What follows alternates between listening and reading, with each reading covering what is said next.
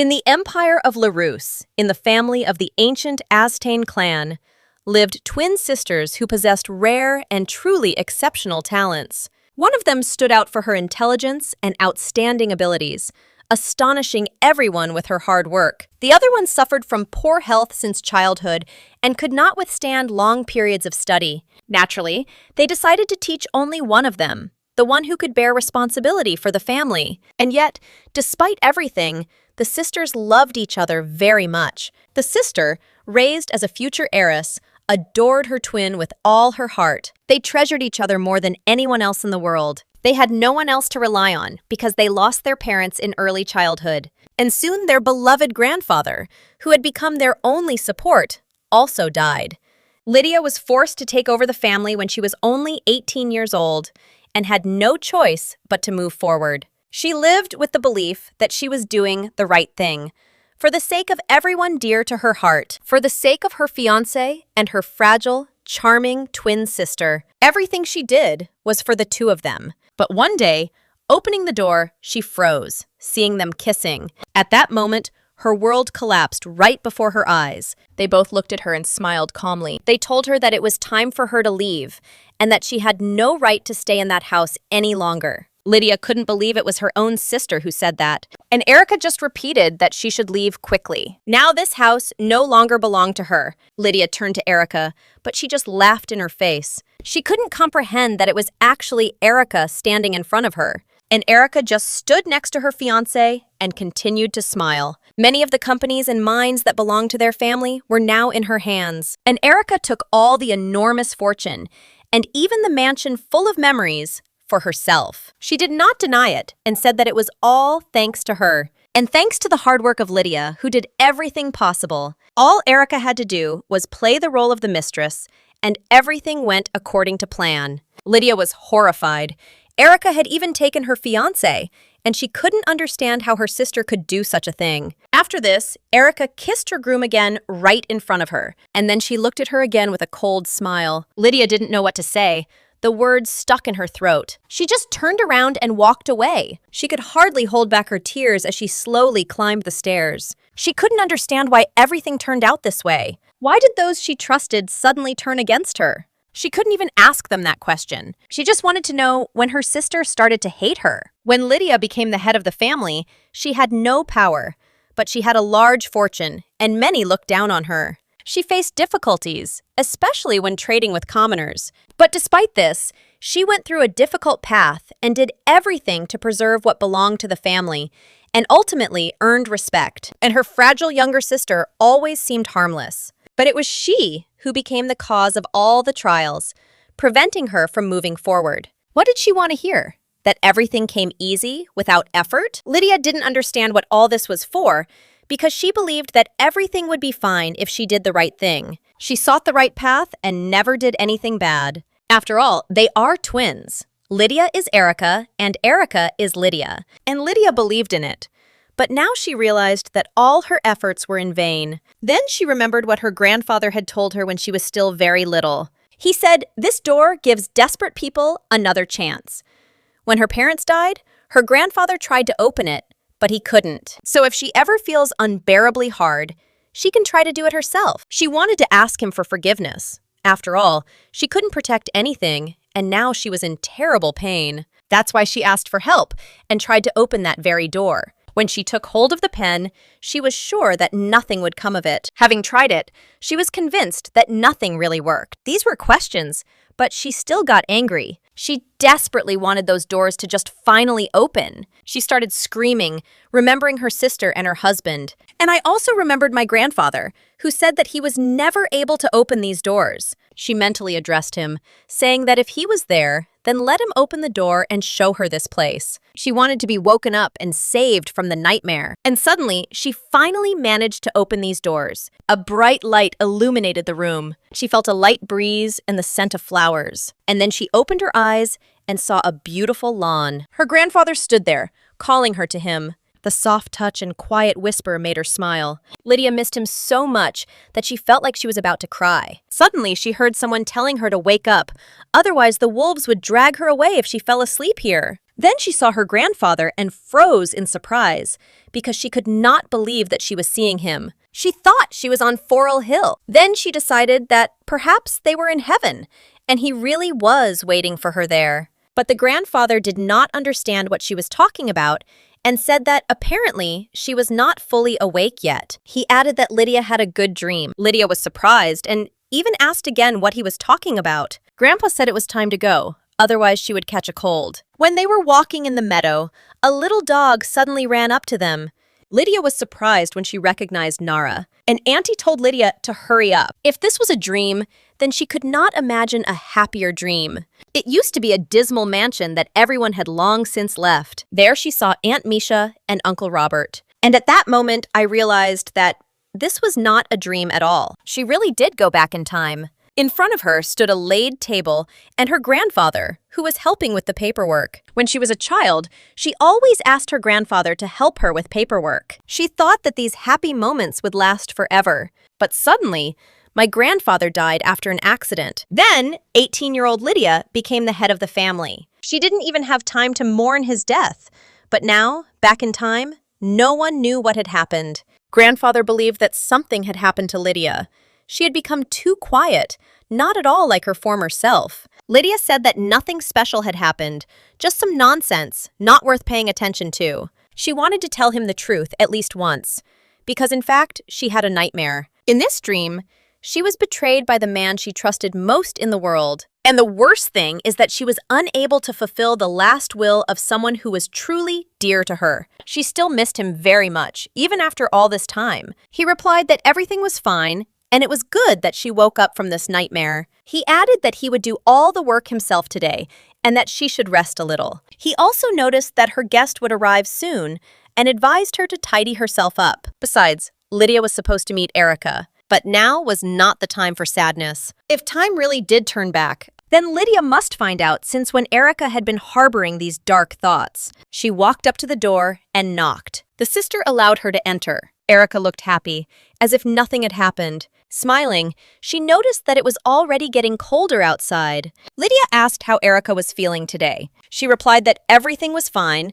She was just tired of endless work. Her voice was soft and her smile was warm and kind. Erica managed to deceive not only Lydia, but also everyone else around her. Then she asked what was new with Lydia. Lydia replied that everything was the same as before, nothing special. Then Erica added that she had heard about some guest arriving today. Lydia was surprised, and Erica reminded that Lydia herself was talking about someone very special. And Erica also noted that if Lydia knew such a wonderful person, it meant that she herself was special too. She said she was proud that Lydia was her twin sister. Lydia, hearing this, admitted that she did not remember talking about any guest. Then she asked Erica to have lunch without her today. She would prepare everything necessary herself. Erica couldn't understand why her sister suddenly started acting strange and distant, as if she was hiding something. Despite Lydia's surprise and coldness, Erica still agreed, not understanding why her sister no longer looked her in the eyes. Meeting the pervert and signing the contract seemed easier to Lydia than having an open, emotional conversation with her sister. From that moment on, Lydia's trust in Erica completely disappeared, and she could no longer believe a single word she said. Lydia was determined that she would never again allow herself to trust her sister, no matter how close she was. All the warm memories of the past, when the sisters were close, began to crumble, losing their meaning and warmth in her heart. They seemed to shatter into tiny pieces inside Lydia, leaving behind only emptiness and pain. When Lydia saw Erica again, a strong desire arose in her soul to ask since when and why her sister had changed so much. She tried to understand why Erica could commit such cruel acts, devoid of pity and explanation. Even after returning to the past, Lydia was unable to ask this question, leaving it hanging like a heavy burden in her heart. Now she has no choice but to find the answer herself. The atmosphere in the mansion had been tense for a long time. Lydia felt it in every glance and every step along the marble corridors. She had heard only passing mention of the guest, and this only fueled her curiosity. But Lydia still had no idea who exactly was supposed to arrive. Her thoughts were jumbled, and her heart beat a little faster, anticipating a meeting with someone important. Everything would become clear soon. They would see who this mysterious visitor was. Lydia sensed that something significant was coming and tried to remain calm. After all, having risen to head of the family at such a young age, she was accustomed to maintaining composure even in difficult situations. Her willpower commanded respect. Indeed, it seemed there was nothing she couldn't handle. She believed that any storm would subside if she maintained her dignity. In reality, she was simply trying to appear confident while hiding her anxiety. The words that came out of her mouth were more defensive than convincing. After all, another blow of fate awaited her ahead. A new traitor, about whom she did not yet know, but she felt the approach of disaster. When the door opened, Lydia almost lost her composure. Her ex-husband stood before her. His face evoked unpleasant memories. In that moment, she realized she had missed something important, as if the past had caught up with her, reminding her of old vows and pain. The husband approached her calmly and said that he was grateful for the invitation, as if there had been nothing between them that could have destroyed them before. Today was her 17th birthday, the day the man standing before her once confessed his love. He won her trust then, but soon shattered it in an instant, leaving behind only disappointment and bitterness. Now he had come again to propose. It was Marquee Yuri, the very one she had sworn to forget. Ambitious and respected by all, he already inspired admiration for his determination and cool mind. Moreover, he was her fiancé, who came from a family capable of influencing the fate of the entire empire and possessing untold wealth. When their families announced their engagement, the entire court was in talks. The union proved advantageous and received the approval of influential nobles. Yuri was a man of great ambition, and it seemed he had everything. Lydia thought postponing the wedding wouldn't do any harm. She wanted to believe that he could be trusted, because today was supposed to be their second meeting after he gave her the ring. Yuri said he was honored to be invited to the Freelay family home, and his voice sounded almost sincere. Then he handed her a bouquet, as if wanting to show that he remembered her every preference, every little detail. They were blue roses, rare flowers created by alchemy, and they glowed softly under the candles of the hall. Of course, Lydia knew about these roses in advance. She's not surprised by beautiful gestures. She'd long ago learned to see the calculation behind them. He spent a long time choosing a gift, wondering how he could impress her heart again, but the alchemical flowers only reminded him of the falsehood. After all, no artificial beauty can compare with the living feelings that no longer remain between them. She felt awkward at the whole ostentatious ceremony. Every glance felt like a test, and every smile like an obligation. Lydia's grandfather, trying to lighten the mood, joked that he was jealous of Yuri's relationship with his granddaughter and laughed, hiding his sadness behind a smile. The Marquis replied that, of course, he had not forgotten about the Viscount and had also prepared a gift, maintaining a polite game of propriety. After this, Lydia came out to the guests, trying not to show confusion, and said words of greeting, restraining her emotions. Yuri was visibly surprised to see her. He said he'd heard about her illness and was glad she was able to come out to greet him. Then he added that he had prepared a special gift for her, a shadow of memories of the past flickering across his face. It was a red rose, a symbol of their former love, which now seemed only a reminder of something that could never be returned. The red rose suited the girl perfectly.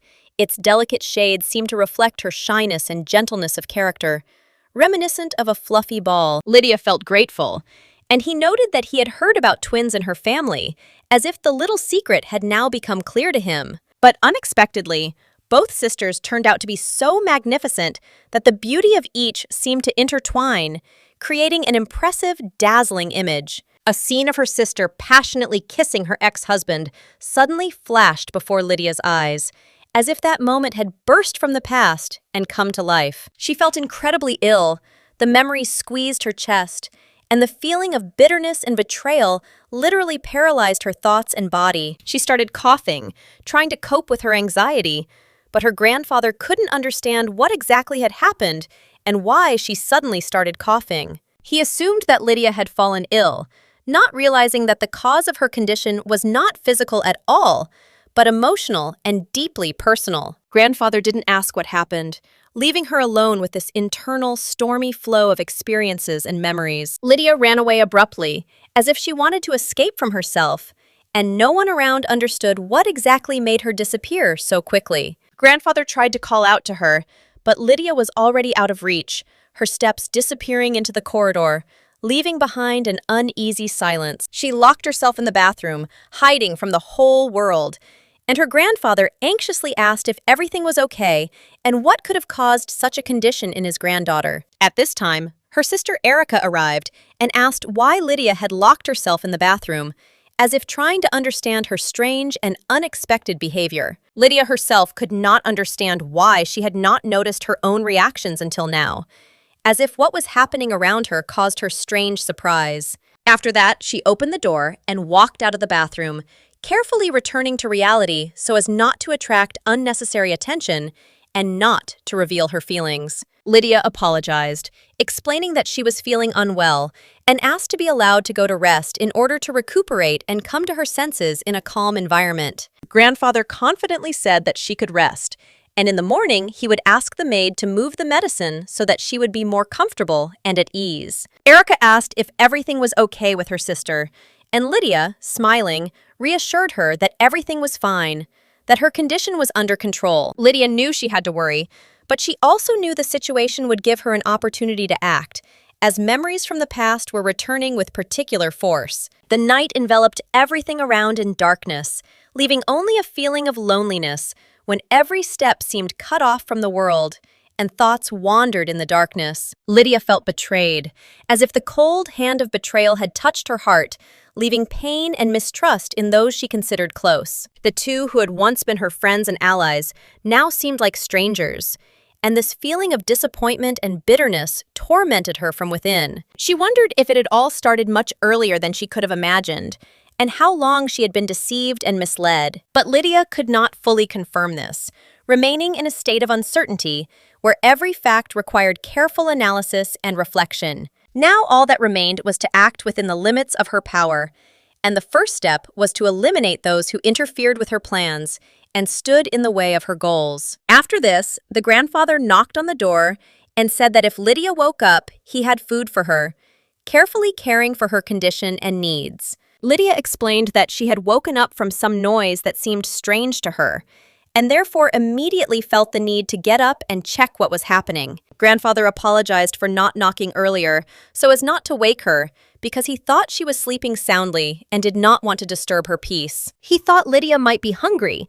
so he baked her favorite apple cake, hoping to lift her spirits and bring a little joy to her day. It would have been better if the three of them could have enjoyed the cake together, but the grandfather didn't know that his granddaughter was still sick, and her condition didn't allow them to share this moment. Lydia assured him that everything was fine, it wasn't his fault, and she appreciated his kindness, understanding, and care, which were evident in his every action and word. The Marquis spoke with him privately, explaining that he wanted a serious relationship before the wedding, so that the engagement would be genuine and promise a future without deception. No matter how much Lydia tried to escape her fate, her steps and decisions seemed predetermined, and she understood that it was impossible to completely avoid what was about to happen. She turned away to collect her thoughts, and her grandfather said that he understood her feelings, staying close and supporting her even in the most difficult and unpredictable moments. He wanted Lydia to be in charge of her own life, and insisted that he obtain her permission personally,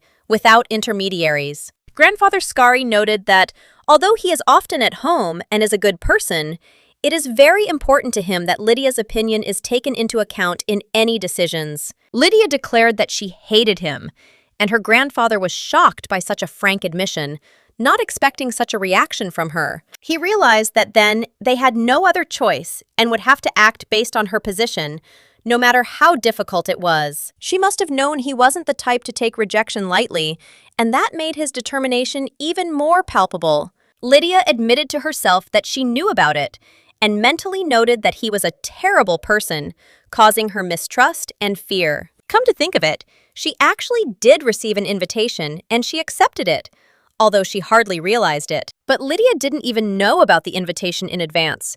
It came as a complete surprise to her, as if it came out of nowhere. Around the same time, she had already accepted Yuri's marriage proposal, thinking about the future and a possible life with him. Yuri announced this with obvious satisfaction, demonstrating that he was pleased with her decision and was ready for celebration. One of the dukes, the emperor's cousin, had already become famous for his imperious character and ability to keep people in obedience. Lydia decided that this time, too, she would carefully read the situation, assessing every step and the possible consequences of her decisions. She realized that Yuri would also be coming to the event, and this made her think about how to behave in such company. So Lydia decided it was better not to go there at all, to avoid unnecessary clashes and tension. A new thought came to her mind that could change her decision and make her act differently than she had previously planned. Perhaps Yuri had only wanted to take possession of their wealth from the very beginning, and this understanding gradually strengthened in her thoughts. Of course, Lydia had no doubt about his family's authority and influence, but she felt deep down that Yuri's intentions were far from honest. He was clearly aiming to devour her family by exploiting her trust and position, and this made the situation especially dangerous for her. She understood that she had to break off the engagement, otherwise the consequences could be too serious and irreversible. This decision was not in her usual style, but she decided to at least try to protect herself and her loved ones. A couple of days later, she found herself in the Duchy of Berdian, observing the familiar yet still majestic scenery and atmosphere. Lydia looked very beautiful, and it had been so long since she had attended a ball that it felt completely different. Now she felt completely new emotions that filled her with slight anxiety and anticipation of events. After this, a male voice addressed her, and Lydia immediately understood who it was, feeling a familiar energy nearby. He remarked that she looked stunning today, and it sounded like a compliment, making her tense up inside. At the last meeting, she looked sickly, weak, and tired, but today her image was dazzling and attractive. Lydia didn't react at first, remaining calm and hiding any emotions under a mask of composure. He took a step closer, took a deep breath, and repeated that she was magnificent today, increasing the tension of the moment and the closeness between them. He then gently took her hand, creating a sense of intimate connection, conveying his feelings and intentions without words. He asked her to dance, expecting that congratulations and attention would be appropriate, as if it were a natural ritual of high society where every gesture is appreciated. Lydia thought that the gap between them was too great, like an invisible chasm, and no formality could bridge it. It would have been foolhardy to ignore his request, but in her mind, she remained determined, standing firm in her position and refusing to give in. Standing before the assembled aristocrats, hungry for gossip and sensation, she felt every appraising and curious face in the room. To make her decision clear, Lydia took her hand back, demonstrating to everyone that she was in control of the situation and would not allow herself to be manipulated. Every glance seemed to burn her from the inside, and she felt all these intent, curious, and condemning eyes focused on her every movement. After this, she looked seriously at Yuri, demonstrating the full depth of her inner excitement and concern about his behavior. She made it clear that the marquis must realize how much his behavior disturbed her, and that such frivolity was unacceptable to her. Yuri did not understand at all why he was rejected, and this bewilderment only increased the tension between them. Lydia confidently stated that, as the head of the noble marquisate of the empire, she counted on his understanding and respect for her position. The scandal involving the head of the famous marquis family and his disgraced granddaughter has been carried out in society, leaving shame on Yuri's face. He found himself in a position where it was impossible to save face in front of the nobility, and his every move was now subject to surveillance. Lydia politely but firmly said that with his permission she would decline, emphasizing her independence and control over the situation. After that, she turned around and left, leaving behind her whispers and surprise from everyone present in the room. Rumors of her daring behavior will soon begin to spread through high society, as always happens when someone breaks established rules. They will say that the impudent girl from a famous family does not know her place, trying to put her in her usual place in the hierarchy. But Lydia was used to this, and these conversations were little different from what she heard when she first became the head of the family. Calculating profits and losses, she easily made decisions related to business and family interests, without much difficulty or hesitation. But getting used to constant communication with people and public ceremonies was difficult for her, No matter how much time passed, it remained a test. And this man was familiar to her, and she knew that his presence in society always aroused interest and discussion. This is the Grand Duke of Berdian, known for his reputation and ability to be the center of attention without losing influence. The nobility loved to discuss people behind their backs. Gossip about him was even greater than about Lydia herself, creating a constant focus on his personality. Every word and assessment about him was surrounded by rumors. And now his attention was drawn to women who were trying to win his favor. He was under excessive attention from society, where women tried to attract his attention and affection by any means necessary. The empire, with its vast plains and resource reserves, existed only thanks to the patronage of two influential dukes who maintained order and power.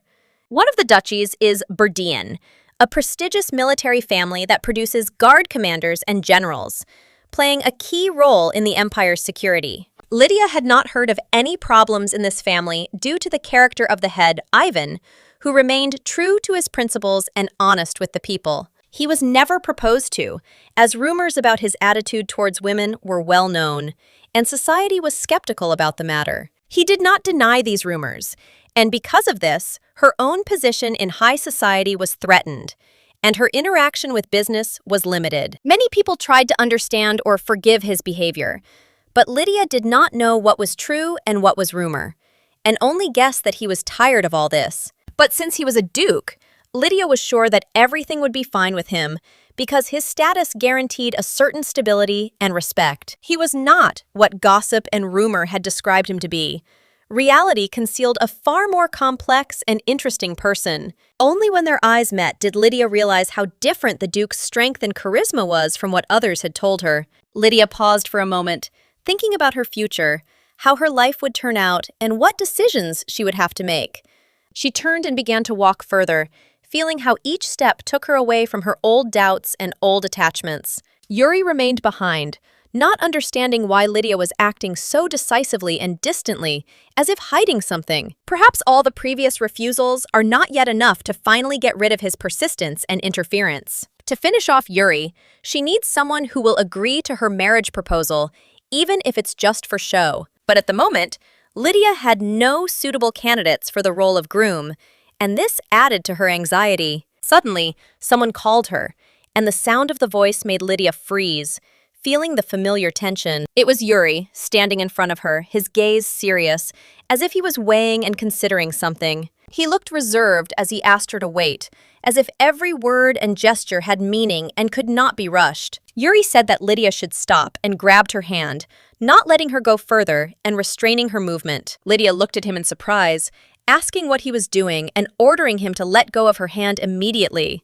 He insisted that she must agree to his proposal, promising to let her go, otherwise she would try to escape again. Lydia firmly declared that she would never do such a thing. At that moment, the Duke appeared and asked what she was doing in someone else's garden. His tone was stern, without pleasantries, and he felt he had the right to demand an explanation of what was happening here. He asked what exactly they were doing there, watching the tense scene between Lydia and Yuri. Lydia, seeing the Grand Duke, was completely confused, not understanding why he was there and what the purpose of his visit was. The Marquis also began to sigh, feeling that the situation had gotten out of control and required explanations and intervention. He admitted that there had been a misunderstanding, trying to soften the situation and explain his presence. The thing was that their engagement was about to take place, and now his chosen one was slightly offended by him, but it was not critical. Lydia categorically stated that this was not the case at all, and the Duke noted that such behavior looked strange for lovers. Lydia considered such words to be complete nonsense and had no intention of taking them seriously,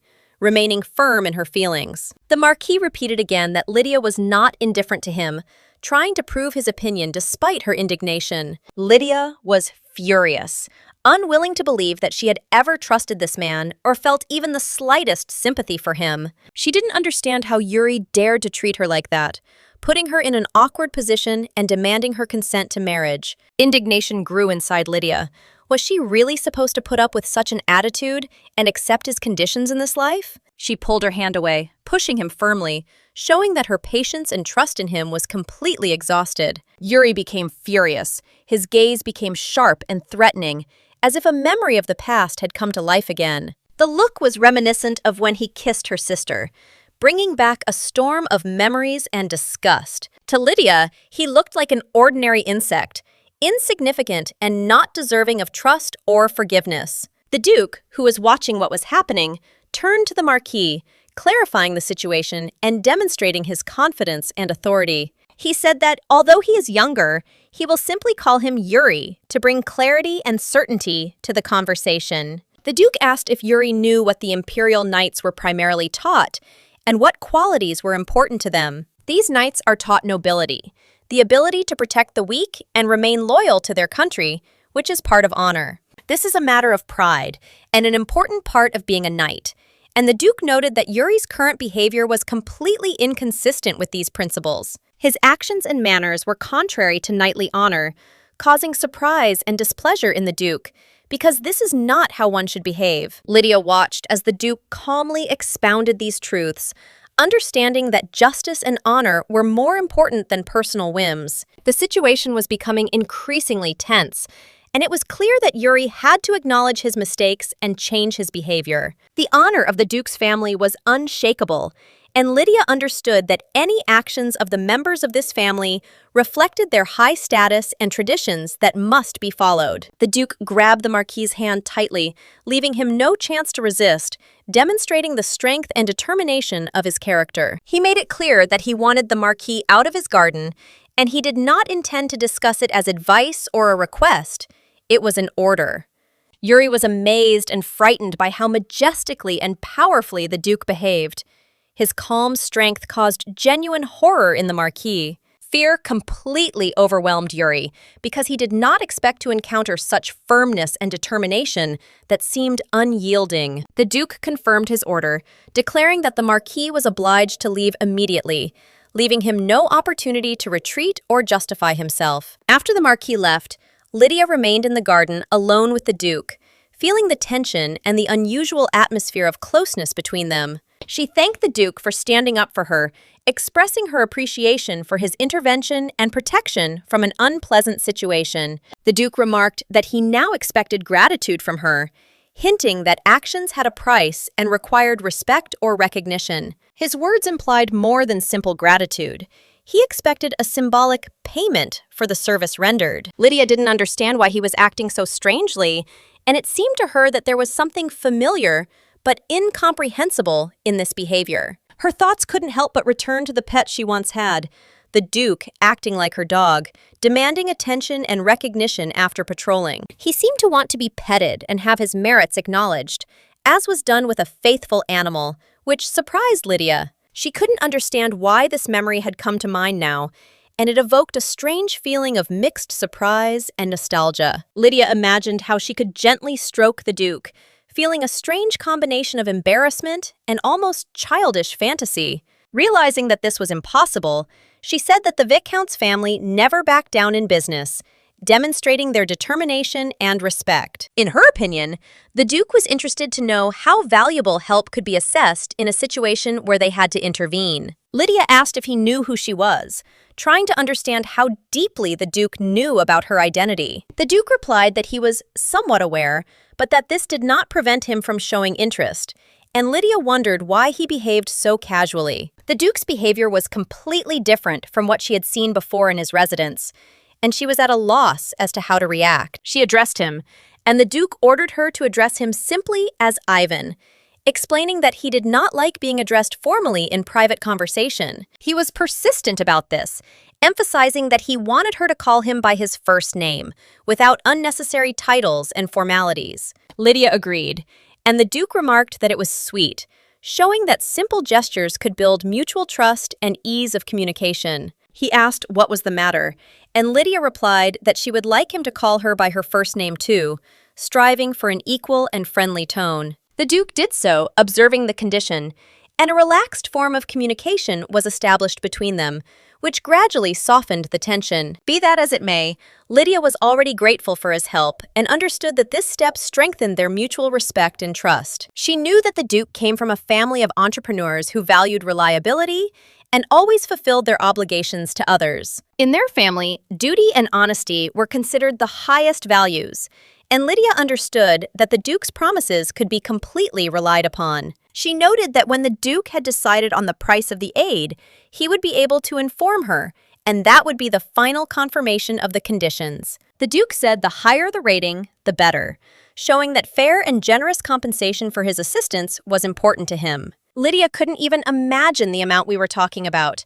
Her imagination wavered between a reasonable and a fantastic amount. When he pointed to 2 with his fingers, she thought it was 2,000 gold, but the Duke clarified that only 2 would be enough, simplifying the question. She asked if it was enough to cover all the expenses, trying to understand his measure and assessment of the assistance. The Duke asked whether 1,000 would be enough if he wished, playing lightly with numbers and conventions. He then said that he was only joking, demonstrating his ease and lack of strict boundaries in personal communication, even in business matters. He reminded her that he had helped her in any case, considering it a knightly duty, showing honor and a sense of responsibility. The Duke called Lydia inside, and she was surprised that they would have to walk together, feeling an unusual and at the same time intriguing attention. She noted that there was an element of danger and gratefully extended her hand to him, agreeing to cooperation and trust. The ballroom was available for ball-goers to use if she wished,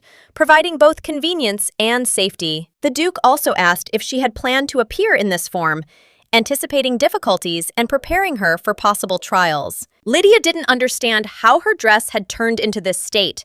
It was covered in dirt, and the situation required a quick solution. The Duke gave her his jacket as a sign of care and consideration, and Lydia tried to understand what character trait lay behind this gesture. She was unsure whether this should be considered delicacy or indifference, since the Duke was extremely difficult to read and predict. The next day, a servant brought the document that Lydia had asked for the day before, and she settled down to study it carefully, anticipating new information. The document was carefully placed aside, and Lydia sat down to read it intently, assessing the importance of the information and the consequences. Thanks to the Duke's help, she was able to escape danger the day before.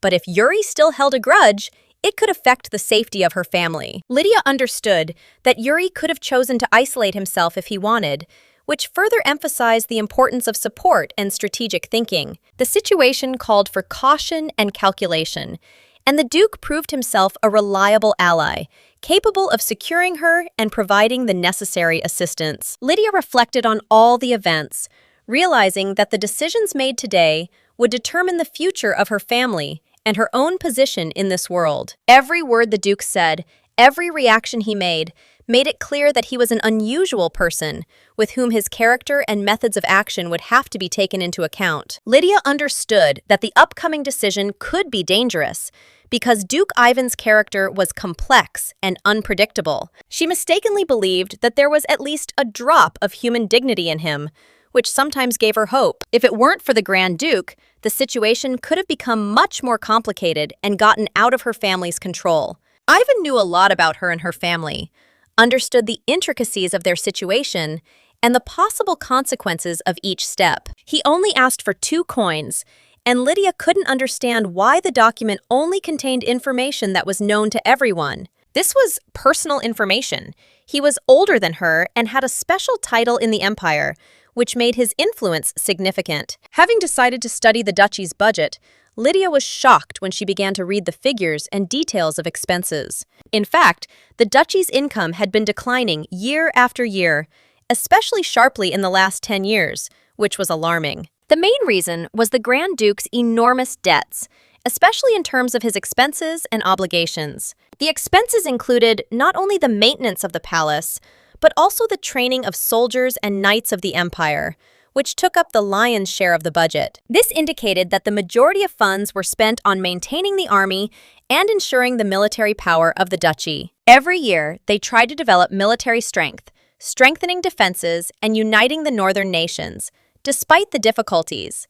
All this was completely different from the rumors about his debauchery and frivolous habits that circulated among the courtiers. She heard that Ivan never hesitated when it came to military support, even if the budget seemed limited. Lydia wondered if she had missed something, but the servant assured her that all the information was accurate and correct. The palace always allocated only a small portion of the budget to the duchy, limiting Ivan's powers and his orders. The Grand Duke personally visited several times, asking for increased funding, but his requests were often ignored. It seemed that they were trying to put pressure on the duchy through the budget so that Ivan could not act freely. Lydia thanked the servant and noted that Ivan, as expected, knew more about the empire than anyone else. He was grateful for such a compliment, appreciated the recognition of her attention and understanding of his efforts. The concept of power remained ambiguous for him, balancing between duty, influence, and personal principles. Unable to provide sufficient financial support for the duchy to which he had dedicated himself for 600 years, he ran into difficulties. Out of fear of a possible rebellion, many decided to betray him first by imposing restrictions and chaining him. And then Lydia realized something, realizing the hidden depth of the situation and motives that had previously remained unclear. She suddenly jumped, and the servant, noticing this, asked what had happened, expressing surprise and concern. Lydia reassured him that everything was fine and suggested that he was probably just tired from the hustle and bustle of the day. She asked the butler to prepare the carriage so that they could go to the Grand Duke's house without wasting a minute. Lydia hurried, almost ran, feeling an inner haste and a desire to meet the Duke as soon as possible. The Duke allowed her to enter, realizing that Lydia's visit might be important and require his attention. Lydia noticed the disorder on his desk and couldn't resist asking why, surprised by such unusual carelessness in the usual strict order. He looked at her in surprise, and his face showed a mixture of curiosity and slight confusion, as if he had not expected her to appear at such a moment. The Duke asked whether it was really Lady Lydia in front of him, as if confirming her identity and high status, in order to make sure that his guesses were correct. Lydia wanted to talk a little, and he replied that he was just about to rest a little, seeing no obstacles to conversation and ready to devote his time to her. She offered to stay and placed a chair in front of him, demonstrating respect and a willingness to talk, showing that she was ready to conduct the dialogue with dignity and calm. The Duke made sweeping gestures as Lydia sat opposite him, demonstrating a relaxed and open dialogue without formality or tension. He asked if something important had happened today, or if she had only come to pay the 2 gold coins she had previously promised to return. Lydia confirmed that she had come specifically to pay off the debt, fulfilling her promise and showing respect for him and the established obligations. She took 2 gold coins from her pocket and carefully handed them to the Duke, observing all formalities and rules of propriety without allowing the slightest haste. Lydia explained that she wanted to repay the debt, emphasizing the fulfillment of obligations and respect for the Duke's position, demonstrating the seriousness of her intentions. He noticed that at times she was not at all like the typical representatives of a noble house, being distinguished by her freedom of character and courage in her actions. Lydia emphasized that they were business people and that only fulfilling obligations was important, not status or origin, leaving formalities in the background. Winter had not yet arrived, but preparations for it were in full swing, requiring attention to every nuance of the palace and constant control over the organization of work. The Duke was busy with all the preparations, planning ahead and taking into account possible difficulties, despite the fact that the cold had not yet been fully felt. He noted that winter is the most difficult time for the duchy, requiring maximum preparation and constant monitoring of security and order. Although the border needed protection, it was much more difficult than it seemed, and it worried Lydia no less than the usual administrative and everyday problems of the palace. She came to take care of the soldiers who were shivering from the cold and to try to ease their suffering, showing compassion for those who defended the duchy. Lydia believed that everything was interconnected, so she decided to simultaneously solve her own problems and take care of the problems of others, without separating the important from the unimportant. He wanted Lydia to get to the point without long introductions, without wasting time on empty words, valuing every moment for solving really important matters. The Duke asked what exactly she was talking about, trying to understand her intentions and thoughts, which seemed complex and incomprehensible to him at that moment. Lydia couldn't understand why he was wary. His stubbornness was stronger than she expected, and this forced her to act more carefully, avoiding sudden movements. There was no other way out. She knew that she should not provoke him again and risk their trusting relationship, realizing that the slightest mistake could cost her dearly. She knew they were facing a serious problem, and how she acted would determine not only her reputation, but also the further development of events. He had a financial debt that weighed on him and affected all his decisions, influencing his actions and creating additional stress in any situation. In addition, the Duke wielded enormous power and influence, which made the situation even more complex and required Lydia to be careful and attentive in every step. The Duke noticed that she was mentioning things that were supposed to remain secret, and this surprised her slightly, showing that he was closely listening to her every word. Lydia smiled, showing confidence, and emphasized that in this world, it was almost impossible to hide anything.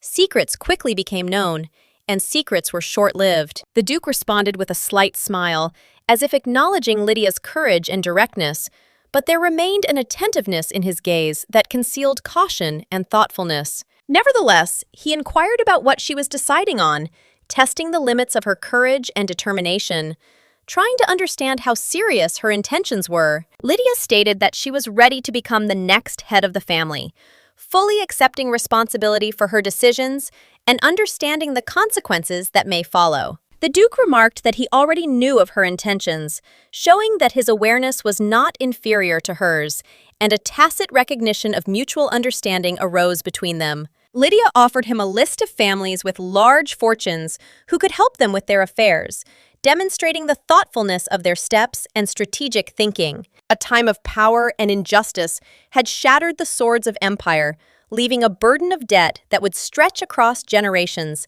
complicating any attempt to restore balance. Therefore, Lydia stated that she was ready to deal with this problem instead of the Duke, taking full responsibility for the consequences and possible risks. In return, she offered to have the Duke help her with her own tasks, which seemed like a fair and mutually beneficial exchange between them. The Duke asked if she really intended to cover his entire debt, testing the seriousness and sincerity of her intentions to understand the extent of her readiness to act. Lydia merely smiled in response, demonstrating ease and confidence in the negotiations, showing that her decisions were not subject to doubt and were thought out in advance. He asked if she was doing this to make him owe her again, trying to unravel the true motives behind her actions and the strategy behind them. She confirmed with a smile, showing that her calculations were careful and thoughtful, and that every step was verified and aimed at achieving a long-term goal. The Duke asked if she wanted to take control of his lands, testing the boundaries of the deal and the extent of the influence she intended to gain as a result of the agreement. Lydia replied that he would not have to pay the debt in money, which raised doubts in him and forced him to reconsider her true intentions and plans for the future. She explained that she meant guarantees that would ensure the stability and security of the transaction, rather than direct financial compensation, which made the offer unusual. So Lydia prepared a family check, which served as confirmation of her seriousness of intentions and a demonstration of the resources ready to support their agreement. She handed the check to the Duke, symbolizing trust, readiness for decisive action, and the fact that her words were backed up by concrete evidence of a serious approach to the matter. Lydia explained that only 3 such checks are printed annually, and a special stamp on the back confirms their authenticity. Past debts, government interest, and financial obligations had destroyed his budget and required intervention. The Duke could not understand why she was doing this, and her actions seemed unexpected and unusual to him. Lydia said she would pay him $100,000 in gold, offering a solution that seemed simple but meaningful. She intended to do this with one stroke of the pen, which surprised the Duke even more and made him think. She explained that it could be considered an investment, and he asked what kind of investment it was, waiting for details. Lydia replied that she would tell him later, when the contract was signed, leaving the intrigue and control over the situation. She was only Vic's granddaughter and wasn't supposed to be in charge of such large sums of money, which made her proposal bold. The Duke doubted whether she could actually provide such a large sum, testing her capabilities and resources. Lydia assured that 100,000 in gold was no problem, and she was quite capable of fulfilling her promise. It turned out that her family had been underestimated, and their fortune was much greater than others had assumed. He said that since he was not a merchant, he should not consider this stupidity, but it was important to understand Lydia's motives and goals. The Duke wanted to understand what she really wanted from him in order to evaluate their further actions and agreements. The document she had placed on the table earlier was an important contract defining the terms of future obligations between the parties. Lydia wanted the Duke to read it carefully, evaluate all the points, and understand that this was not just a piece of paper, but an action plan. The Duke was skeptical, as if he doubted the seriousness of the document and whether her words could be trusted. It seemed to her that he had already revealed his intentions, but an invisible wall seemed to have grown between them, which was difficult to overcome. Despite this, he looked unusually interesting, almost awakening in Lydia a desire for flirtation and light play between them. But Lydia needed to wake up, because she knew that the Duke was not in the mood for women and was not looking for a romantic relationship. And yet, the anticipation did not leave her. Her heart speeded up a little, thinking that an unusual situation awaited them ahead. He stated that according to the agreement, they would have to marry, given the formal terms of the document. Lydia confirmed that this is indeed written in the document, and that everything must be strictly observed according to the rules. She noted that if such large sums were freely transferred between unmarried people, it would raise questions and increased scrutiny. After this, Yuri became interested in the clause that protects the family from those who want to take advantage of their property or ideas. He clarified what they were talking about, and Lydia explained that protection extended from all sides, including possible cunning plans of ill-wishers. Anyway, nothing has happened yet, and if she voices it, people might think she's crazy. So Lydia said that the Duke must have heard about her family's many enemies, because she was the only one who knew all of this. He looked up and noted that the document actually stated that physical contact in marriage was not required. This clause made it clear to her that this was a contract marriage, which is now becoming increasingly common in high society. And once they've sorted out the details, if the Duke wants to remarry, Lydia won't stand in the way. In short, the entire essence of the agreement became clear to him.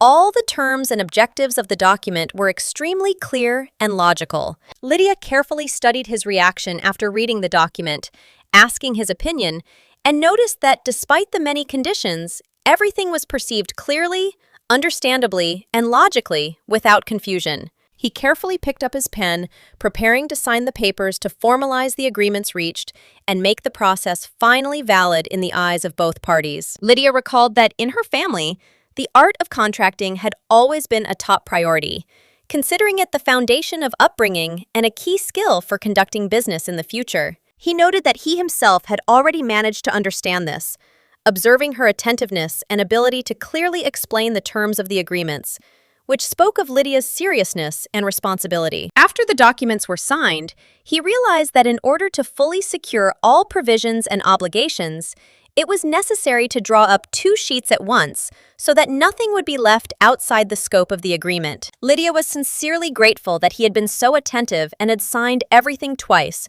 appreciating his serious attitude to the matter and his understanding of the importance of each clause of the contract. She asked him to remind her of these details later so that they could discuss them in a calmer atmosphere, without rushing, pressure, and the need to make decisions instantly. He noted that he wasn't finished yet, but Lydia explained that there was no need to get married right now.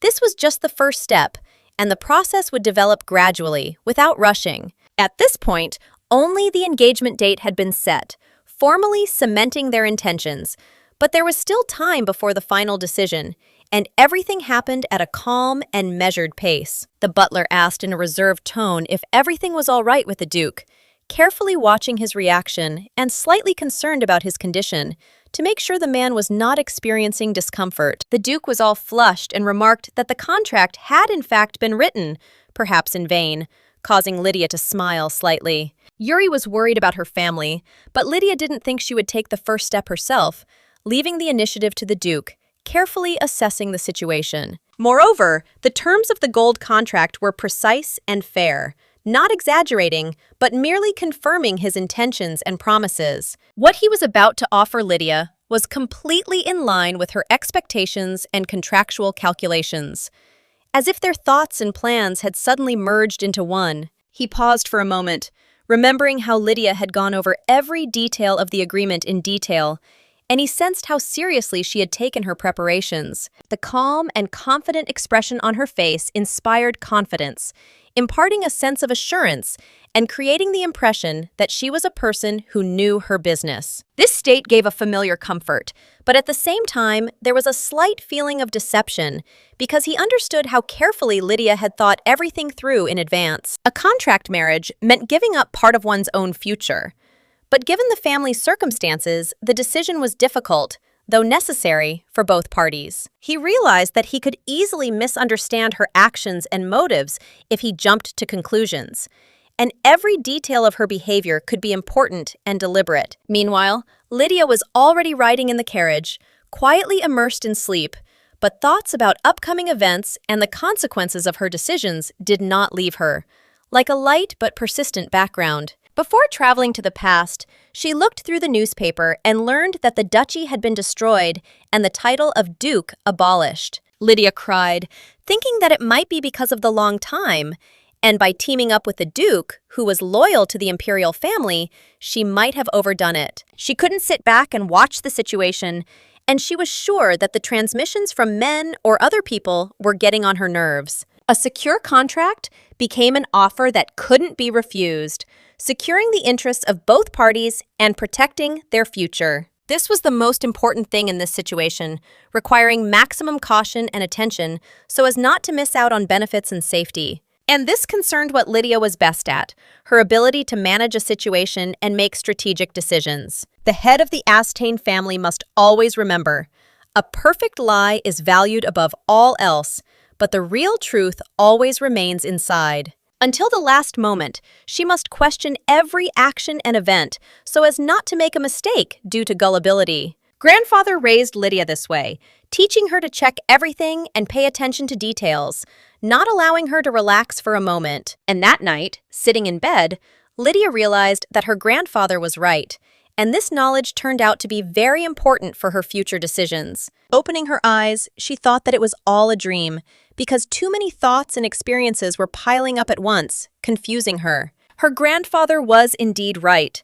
Until the situation was over, she should not question everything, but only key points and details. The next morning, her grandfather approached her and informed her that a letter had arrived that required her attention and immediate consideration. Lydia was very grateful to her grandfather for bringing the letter personally, appreciating his care and attention to important details. When she opened the letter, she immediately understood who it was from, because the style and handwriting were recognizable and familiar to her. She started reading it, and it turned out that the letter was from Ivan, with whom she had agreements and upcoming plans. The letter stated that several days had passed since the contract was signed, and the time had come to fulfill certain obligations. Lydia, as promised, will provide him with 100,000 gold coins, which will secure their agreement and financial obligations. In addition, she took with her several talented people who could help in implementing their plans and strengthening their positions. Ivan received help in his work because they were partners and had to share the most important secret on which success and trust depended. He firmly promised that he would pay off the debt that hung over him, leaving nothing in case circumstances changed. Lydia sternly reminded everyone that everything would be according to the contract, emphasizing the need to strictly adhere to the terms and conditions without any liberties. He also heard that Lydia's family valued trust above all else, and he understood that any actions had to be honest and open. Living with debt was alien to his rules, and he was not used to taking on obligations without confidence in his own strengths and capabilities. Lydia noticed that he dressed especially for the future bride, as if showing respect and solemnity of the moment. But Ivan replied that this was not necessary, that such signs of attention were not obligatory for him. Nevertheless, he was grateful for the compliment and understood that such attention was important for Lydia and her family. From then on, Ivan sent daily reports, demonstrating discipline and precision, as he came from a family of knights with traditions. Frankly speaking, such an attitude could not be simply welcomed, but it showed his seriousness and responsibility. On the contrary, it was better to sit down, drink tea, and discuss everything calmly, without giving in to haste and emotions. The ducal family has served truth and faith for 6 centuries, passing these principles down from generation to generation. Even the Grand Duke came personally and asked for the rules to be followed.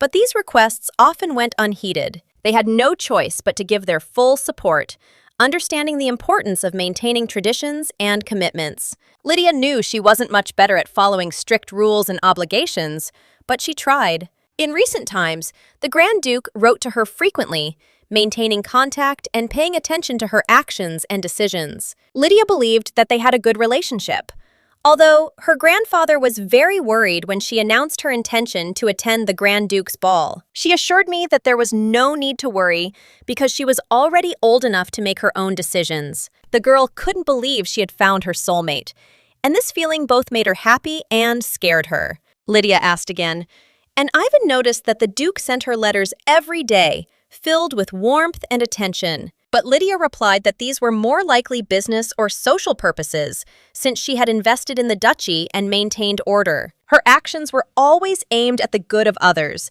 and not just her own desires. And she carefully kept this in mind when making every decision. Grandfather was aware of the rumors and gossip that circulated about the Duke, but Lydia believed that they should not be given too much importance. She was sure that even her dog would be able to appreciate all these conversations and speculations with humor if he could understand human nature. Lydia understood that blindly believing rumors was dangerous because the Duke taught her to understand people and see the true essence, and not superficial manifestations. She agreed that it is important to focus on truth and facts, rather than fictional stories and gossip that can lead astray and distort judgment. The perfect lie was to conceal the truth so convincingly that no one would suspect deception or begin to doubt her words. To do this, it was enough to come up with a plausible story and carefully support it, hiding key details so that there were no gaps. Even if rumors arose about the Duke, they could not fully reveal his true intentions, character, and who he really was at heart. The Duke's preference for privacy did not at all imply secrecy. It was rather a manifestation of his habits and style of behavior, rather than secrecy. Previously, Lydia did not particularly enjoy balls, but over time she realized that they are not so unpleasant, especially when it is necessary to maintain status and traditions. At first, she was afraid to be alone, but gradually she realized that loneliness would not bring any benefit, and decided to act more decisively and consciously. Her efforts bore visible fruit, and she felt grateful for the opportunity to learn, grow, and improve through participation in various events. When Lydia met the Duke's gaze, she saw gratitude and respect in his eyes, which strengthened her confidence and determination in her actions. From this experience, she concluded that one must not relax and must always remain attentive and careful in all matters, even in small things.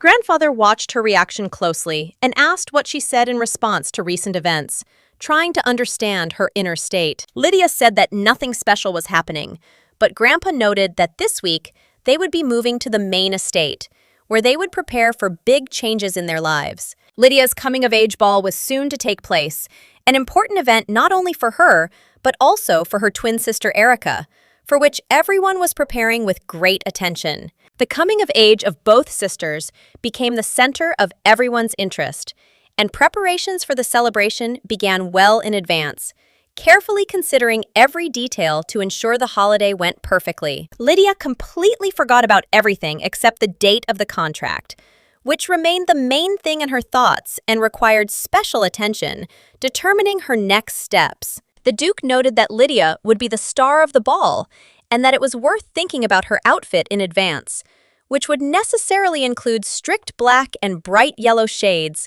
in keeping with tradition. He added that her sister, as always, would be impeccably dressed, while Lydia should appear in a strict black outfit in order to comply with all the customs and expectations of society. But Lydia suddenly decided that this time she would do something different, choosing a bright and vibrant outfit that would break the usual norms and emphasize her independence and taste. She announced that this time she wanted to look bright and attractive so that the attention of others would be directed at her and so that her individuality would be obvious to everyone. The servant informed Ivan that the following week would be the ceremony marking Lydia's coming of age, an event which the Duke awaited with excitement, anticipating its significance and solemnity. The Duke anxiously inquired about the exact date, not expecting the event to take place so soon, and the realization of its importance caused him unexpected excitement and tension. He learned that the ceremony would take place at the main estate the following week, and an invitation had already been sent to him in advance, which added formality and official significance to the event. But the Duke declared that he had received no formal proposal, and this unexpected situation filled the servant with fear and a sense of impending trouble which he had not expected. Lydia proposed marriage without directly mentioning the coming-of-age ceremony, which seemed too cold and formal to the Duke, lacking the usual warmth and human softness. Although it was all just a contract, the situation seemed too strict and emotionless to the Duke, causing internal tension and a desire to understand Lydia's motives at such a cautious distance. He sent more than 5 letters trying to establish contact, but none of them received a response, which only increased his confusion, irritation, and sense of anxiety about the upcoming event. The Duke could not believe that Lydia had not notified him of such an important event, and he was determined to rectify the situation, to understand her intentions and ensure that everything went according to plan. The servant was frightened by his Duke's unexpectedly violent reaction, not expecting such tension and emotional upheaval in a relationship that had previously seemed calmer and more predictable. Lydia had not expected the Duke to be so stern and intimidating, and this immediately created a tension that she had to deal with sooner than she had expected. Lydia and Erica rode in the carriage, slowly gliding along the well-kept paths of the estate, feeling a gentle sway and breathing in the fresh air, which filled them with anticipation of the upcoming events. Grandfather noticed that they would soon be attending a coming-of-age ball, and this caused him particular excitement, since both granddaughters were simultaneously entering adulthood, full of new responsibilities. He planned to carefully prepare the estate for the celebration, and the girls had to hurry to choose outfits suitable for such an important and significant event in their lives. Erica felt a sense of impatience and joyful anticipation.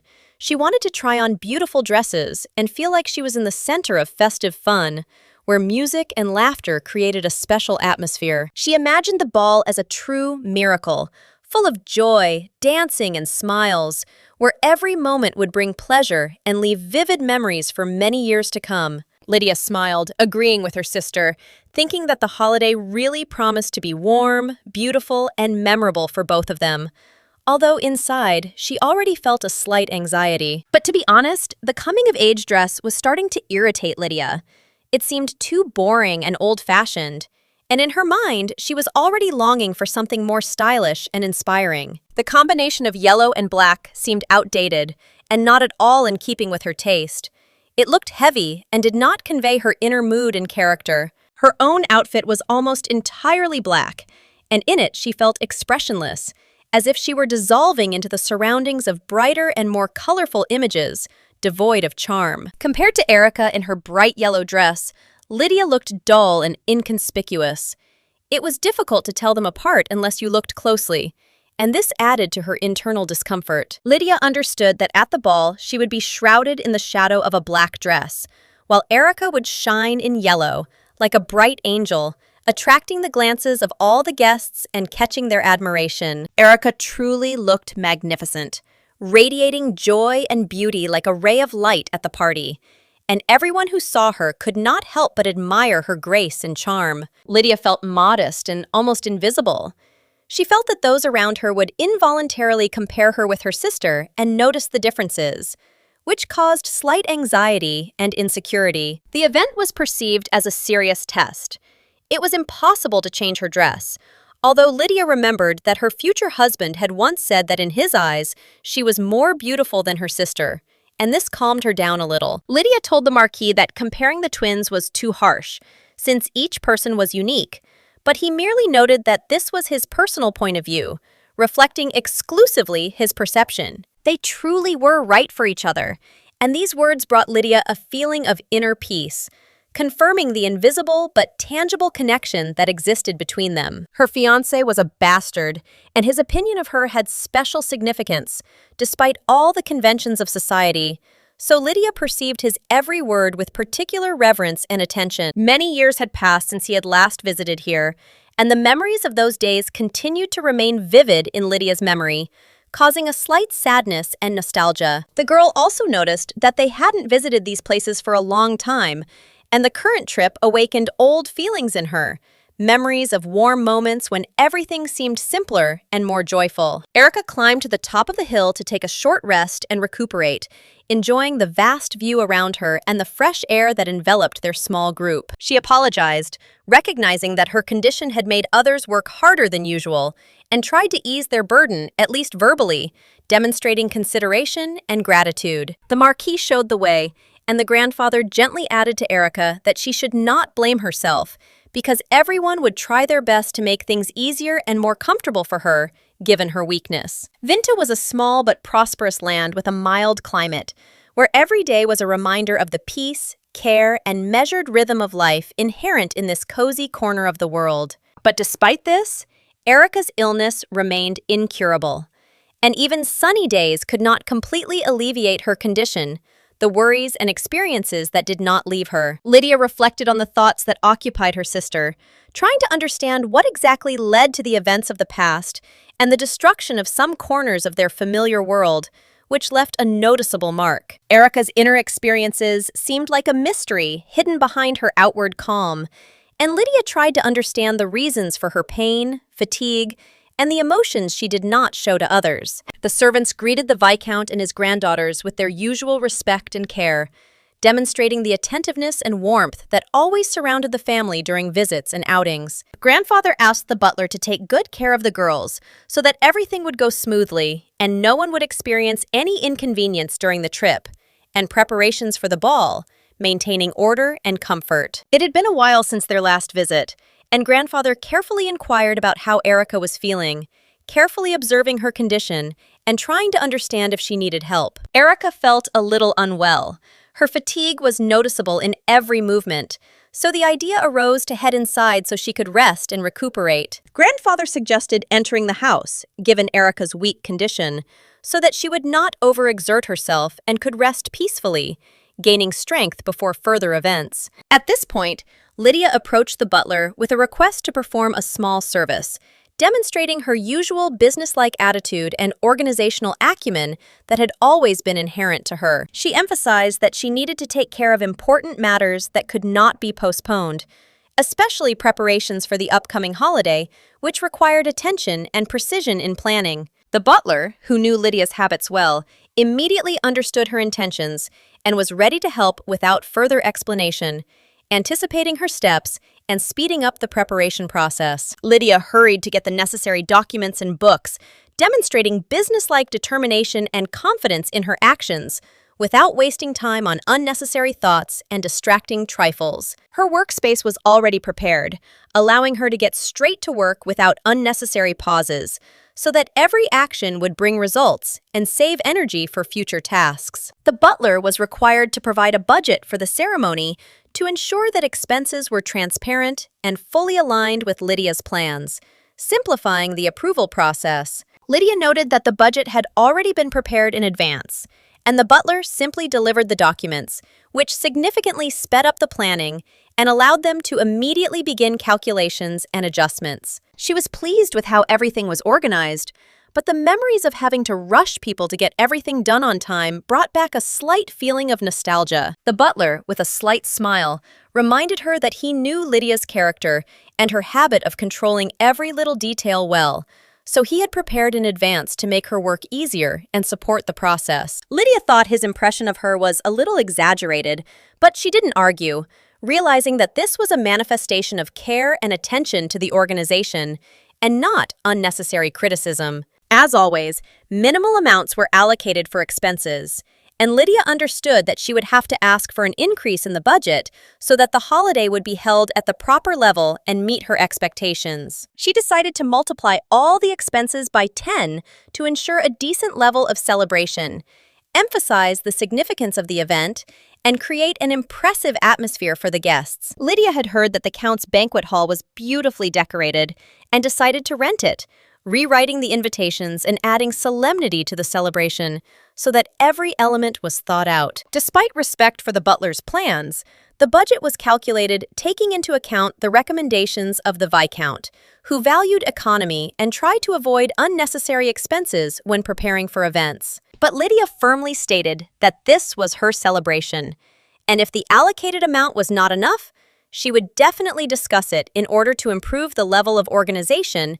and make the celebration perfect. Otherwise, the reputation and investment could suffer, which would affect the development of the territory in the long term, and Lydia wanted to prevent any such risks. The ceremony's organizers began meticulously preparing for the performances at the coming-of-age celebration for the next head of the family, which Lydia was destined to become, so that everything would go smoothly. Lydia was the central figure of the celebration, and the impression the celebration and her personality would make on the guests, as well as the general mood of the entire event, depended on her actions. As the protagonist, she sought to close the distance with the unfamiliar nobles by displaying confidence and demonstrating her leadership skills during the preparation and the ceremony itself. The butler was slightly perplexed, not understanding how to react to such decisive and independent actions of Lydia, because before, she had been more cautious and dependent. The changes in Lydia were noticeable to the naked eye.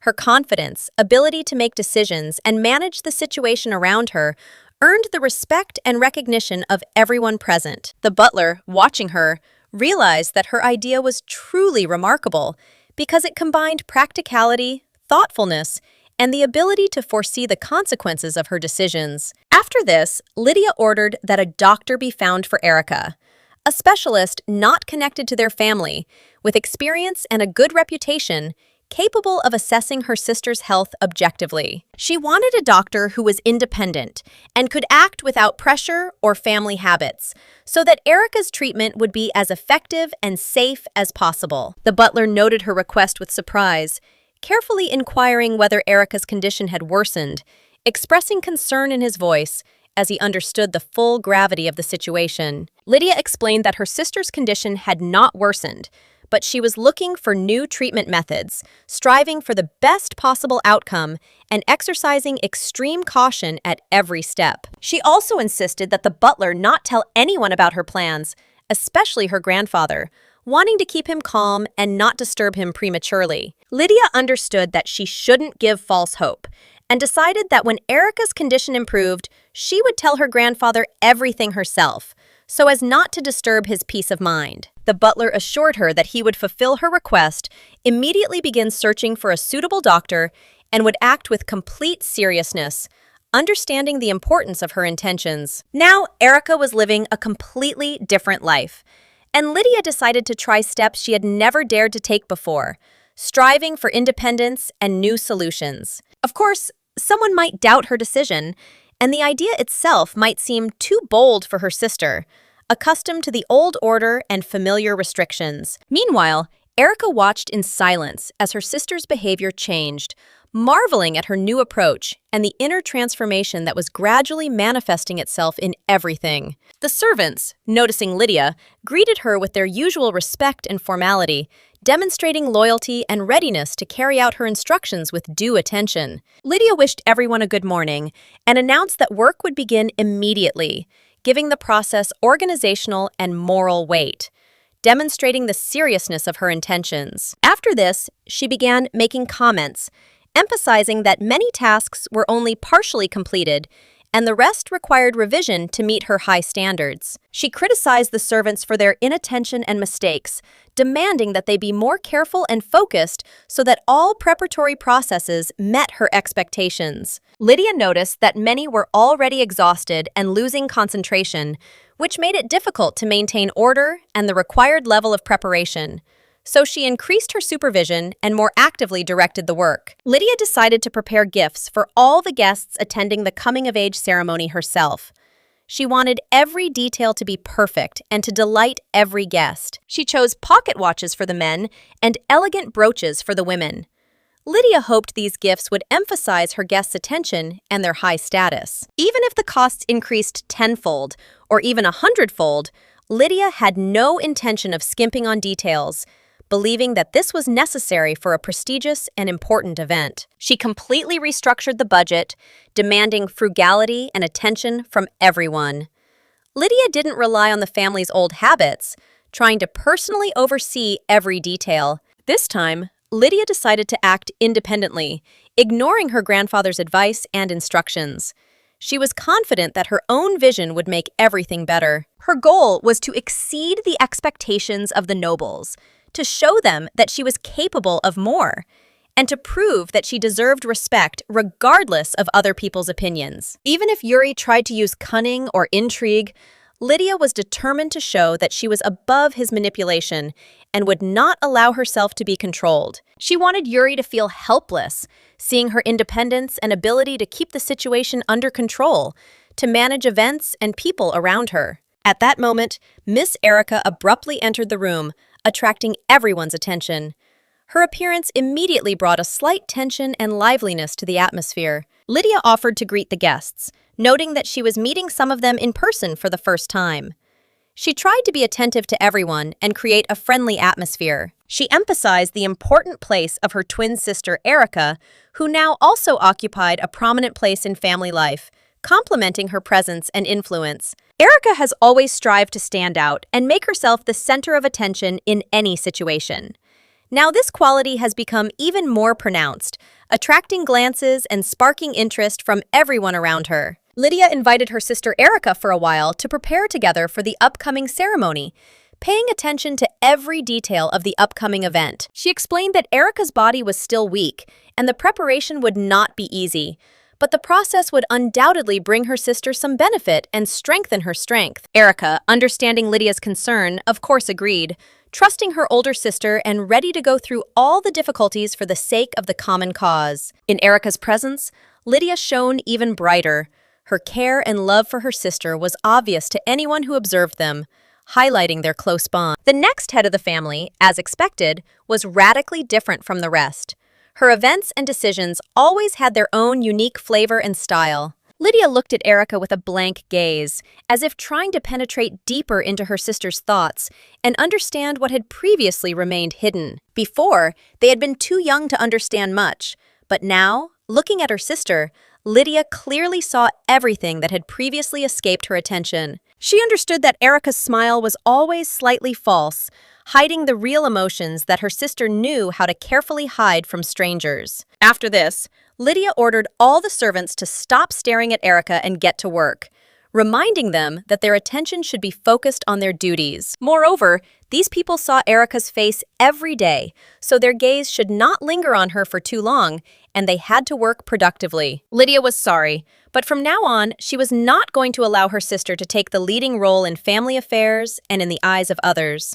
Last night, the butler told Lydia something important, information that made her wary and more attentive to her sister's condition. He admitted that he was unsure whether to tell the truth, but he assured her that Lady Erica was indeed perfectly healthy, and that was the key point for Lydia. Erica had been weak since childhood, so she could sometimes get sick, but now this did not pose a serious threat, and caring for her could be more relaxed. Lydia asked the butler if he could be held accountable for his words and confirmed that the information was completely accurate and without error. She wanted to make sure that there was not the slightest mistake and that her confidence in her sister's condition was complete and beyond doubt. The doctor replied that he did not want to brag, but he was one of the best doctors in the empire, and that was why Lydia invited him, trusting his professionalism. Lydia acknowledged that this was indeed the case, and was satisfied with the specialist's competence, seeing him as a reliable support for her sister. She asked the doctor not to tell anyone about Erica's condition so that the information would remain strictly between them and would not become known to outsiders. Lydia clenched her hands, not understanding where the false information could have come from, and felt a strange mixture of anger and confusion. Even though the anger and anxiety were still there, my head remained cool.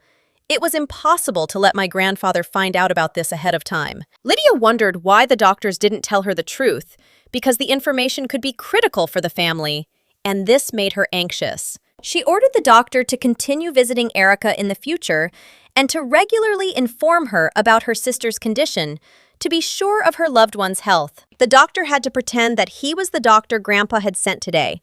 Otherwise, Lydia might refuse further examinations and assistance. She called Erica to check how prepared her sister was and how far she could go in preparing for the upcoming event. Lydia asked the butler to bring the sketches she had ordered in advance to make sure everything was ready and matched her plan. He apologized, saying that he had meant to show them earlier but had forgotten, and this had caused some mild irritation, although there had been no serious consequences. After this, the butler presented the dresses, which he had worked on with all his heart, trying to take into account all of Lydia's wishes and prepare everything perfectly. The girl asked for a little time to think about her choice, feeling a slight excitement and curiosity at the same time. She turned to her sister to get her opinion and asked which outfit Erica liked the most. Erica, without thinking, pointed to one dress, expressing a clear preference for it, smiling slightly. It turned out that this dress was the same one the girl wore at the previous ceremony, evoking memories. Naturally, Lydia chose him,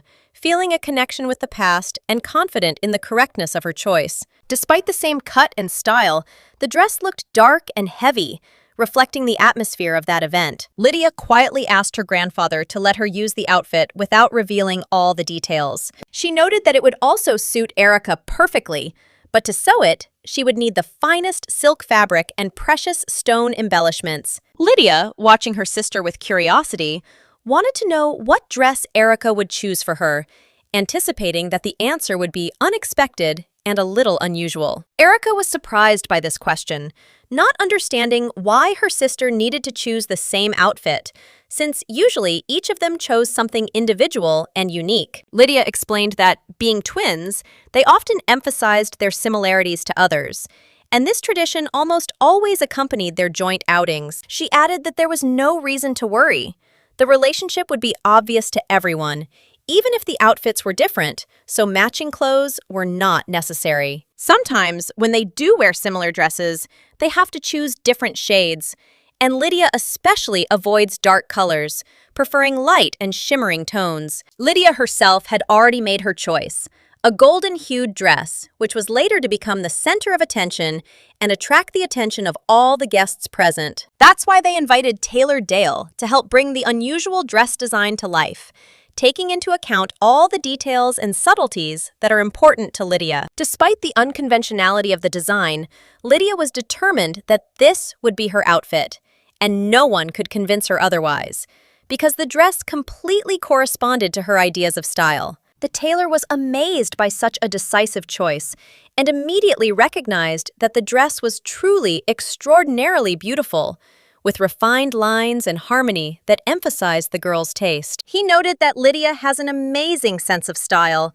which is evident even in such small details as the choice of color or shape of details that can change the overall look. The tailor also admitted that he had not expected to see in her such an ability to appreciate the artistic value of an outfit and understand how details influence the perception of the entire ensemble. In his opinion, Lydia's view of art and fashion was truly modern and ahead of its time.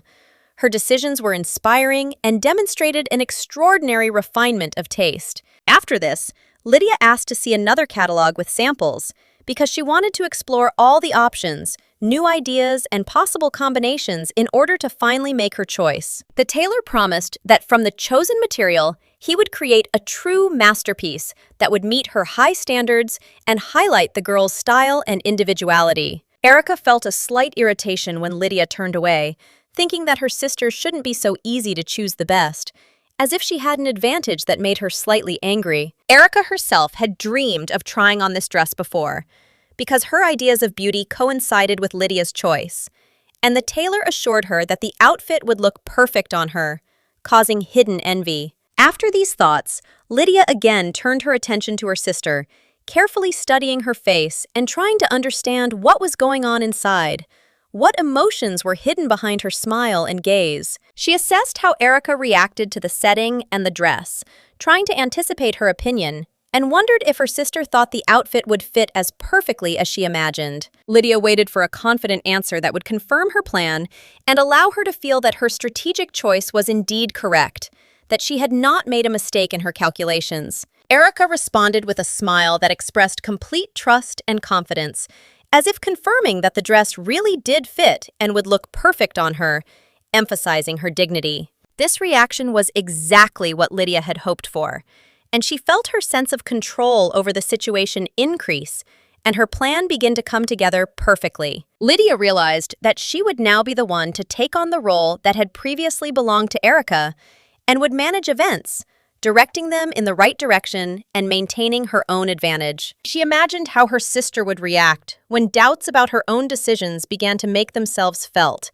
and this anticipation only strengthened Lydia's desire to control the process. Lydia decided to take complete control of the situation, adjusting every detail and directing the development of events so that everything happened strictly according to her plan and in her interests. She ordered the curtains to be raised as high as possible to create an impression of grandeur and solemnity, enhancing the spectacular effect and emphasizing the status of the event. The main task at this moment remained careful preparation for the ceremony so that not a single detail was missed and everything went smoothly, without surprises and with a perfect result. Before them was a joint coming-of-age ceremony, conceived as an important event that was supposed to emphasize their status and become the main moment in the lives of both sisters. The ceremony began calmly and without incident, and for Lydia, it felt more like a personal celebration, an opportunity to demonstrate control and organization than a mere formal event. The banquet hall was decorated impeccably. Every element was thoughtfully considered. The guests were selected with attention to detail, and everything was in keeping with the family's high status, creating an atmosphere of sophistication and order. Guests noted Lydia's family's impressive fortune, discussed her position and opportunities, and this gave the ceremony special weight, making the event even more significant and memorable. Although the invitation hinted at a modest celebration, the entire organization fell on Lydia's shoulders, and she enjoyed deciding the details herself, thinking through every moment and overseeing the process. As expected, her strategic mind was on full display. Every step, every detail was carefully planned, and the preparations went exactly according to her calculations, without a single mistake. Everything went exactly as Lydia had planned, and her planning was spot on. Every element of the event harmonized with the others, fully justifying the expectations and efforts put into the preparation. All that remained was to show up at the ceremony and complete all the preparations, feeling deep satisfaction that everything had gone perfectly and that her efforts had not been in vain. Suddenly, Lydia lost her balance and started to fall, and Grandfather Scary, full of concern, instantly jumped to her side to hold her and make sure that nothing happened to her. Several days spent preparing for the ceremony had deprived her of sleep and rest. Her strength was gradually leaving her body, and fatigue was reflected in every movement, making everything slower and more difficult. Grandfather didn't understand why Lydia was doing everything alone, since he had already offered to help, but she stubbornly hid her difficulties and tried to cope on her own. Lydia reassured him that she was perfectly fine and there was no need to worry. She felt completely in control of the situation and could handle everything herself. Despite her fatigue and stress, she wasn't about to let Erica get the upper hand. At the very moment of her concentration, a voice interrupted her thoughts and distracted her, causing her to tense up. The butler hurried to Lydia, his voice filled with alarm. It was immediately clear that something serious had happened, something that could disrupt the heroine's peace and plans. Lydia asked about what had happened, trying to remain calm, but her heart already sensed trouble approaching, sensing that this would be no ordinary event. The butler managed to utter only the word "dress," and that was enough. Lydia immediately realized the situation was far more serious than expected, and the consequences would be significant. Without wasting a moment, Lydia rushed to the scene. Her heart was clenched with anxiety, and every second brought her closer to realizing the scale of what had happened. As she approached, she saw her dress in complete disarray. The fabric was torn, and preparations for the important ceremony were suddenly in jeopardy. Her anxiety instantly intensified. Turetsky, standing nearby, apologized, explaining that a thief had likely broken into the castle the previous night. His words only added to the tension, as the chaos left a noticeable mark after the nighttime invasion. He explained that this particular dress had been damaged.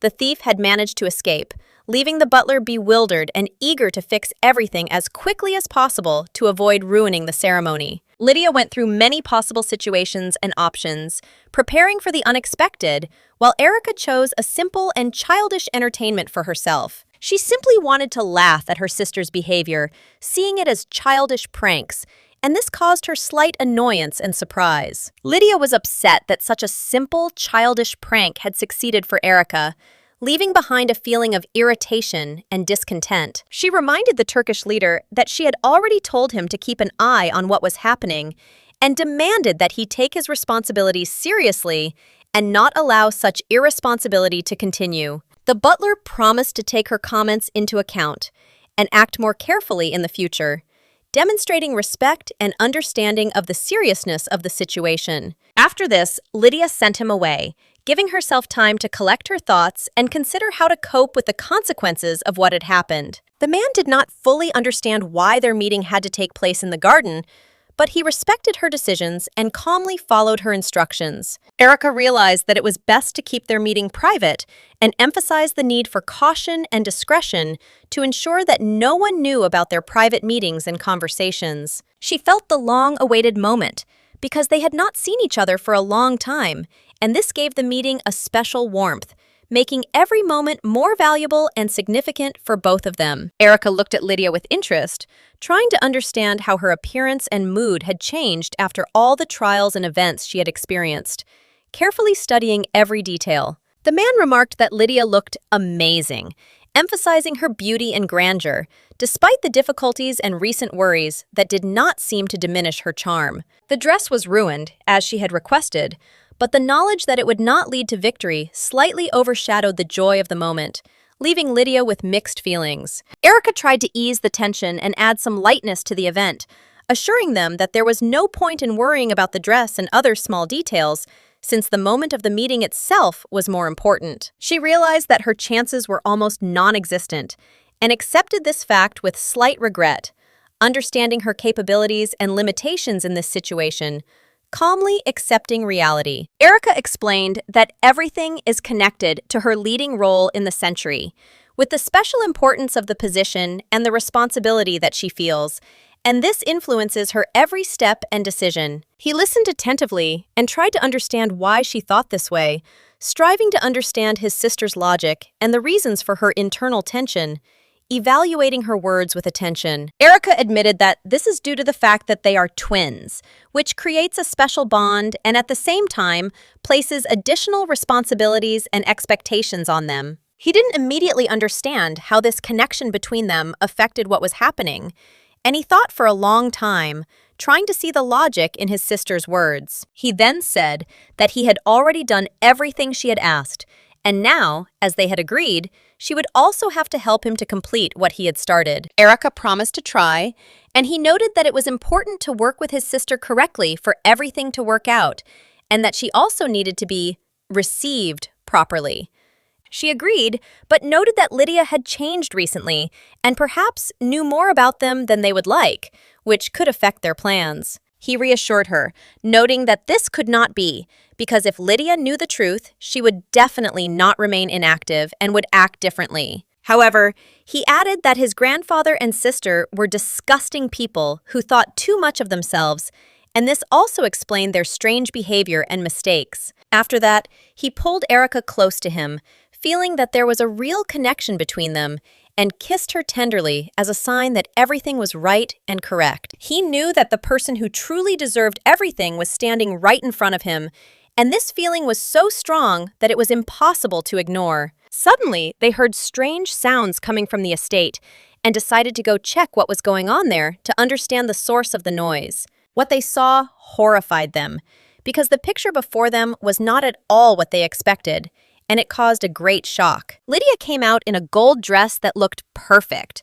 although it should have been ruined earlier, and this caused them even more surprise. They were shocked because the dress turned out to be even more beautiful than the previous version, and amazed with its radiance and harmony of details, creating a feeling of magic. They couldn't understand how this happened, because he had prepared the dress himself and was sure that it could not have been made better. But the result exceeded all expectations. The dress combined a gold top and a bright blue bottom, creating a contrast and an unusual effect that attracted the eye and emphasized the grandeur of Lydia's image. She walked slowly down the stairs, displaying a proud and confident face, each of her steps filled with dignity and inner strength, noticeable to those around her. In the past, her life was a series of failures and defeats, and she often felt powerless in the face of circumstances, which left a deep mark on her soul. Now her steps were completely different.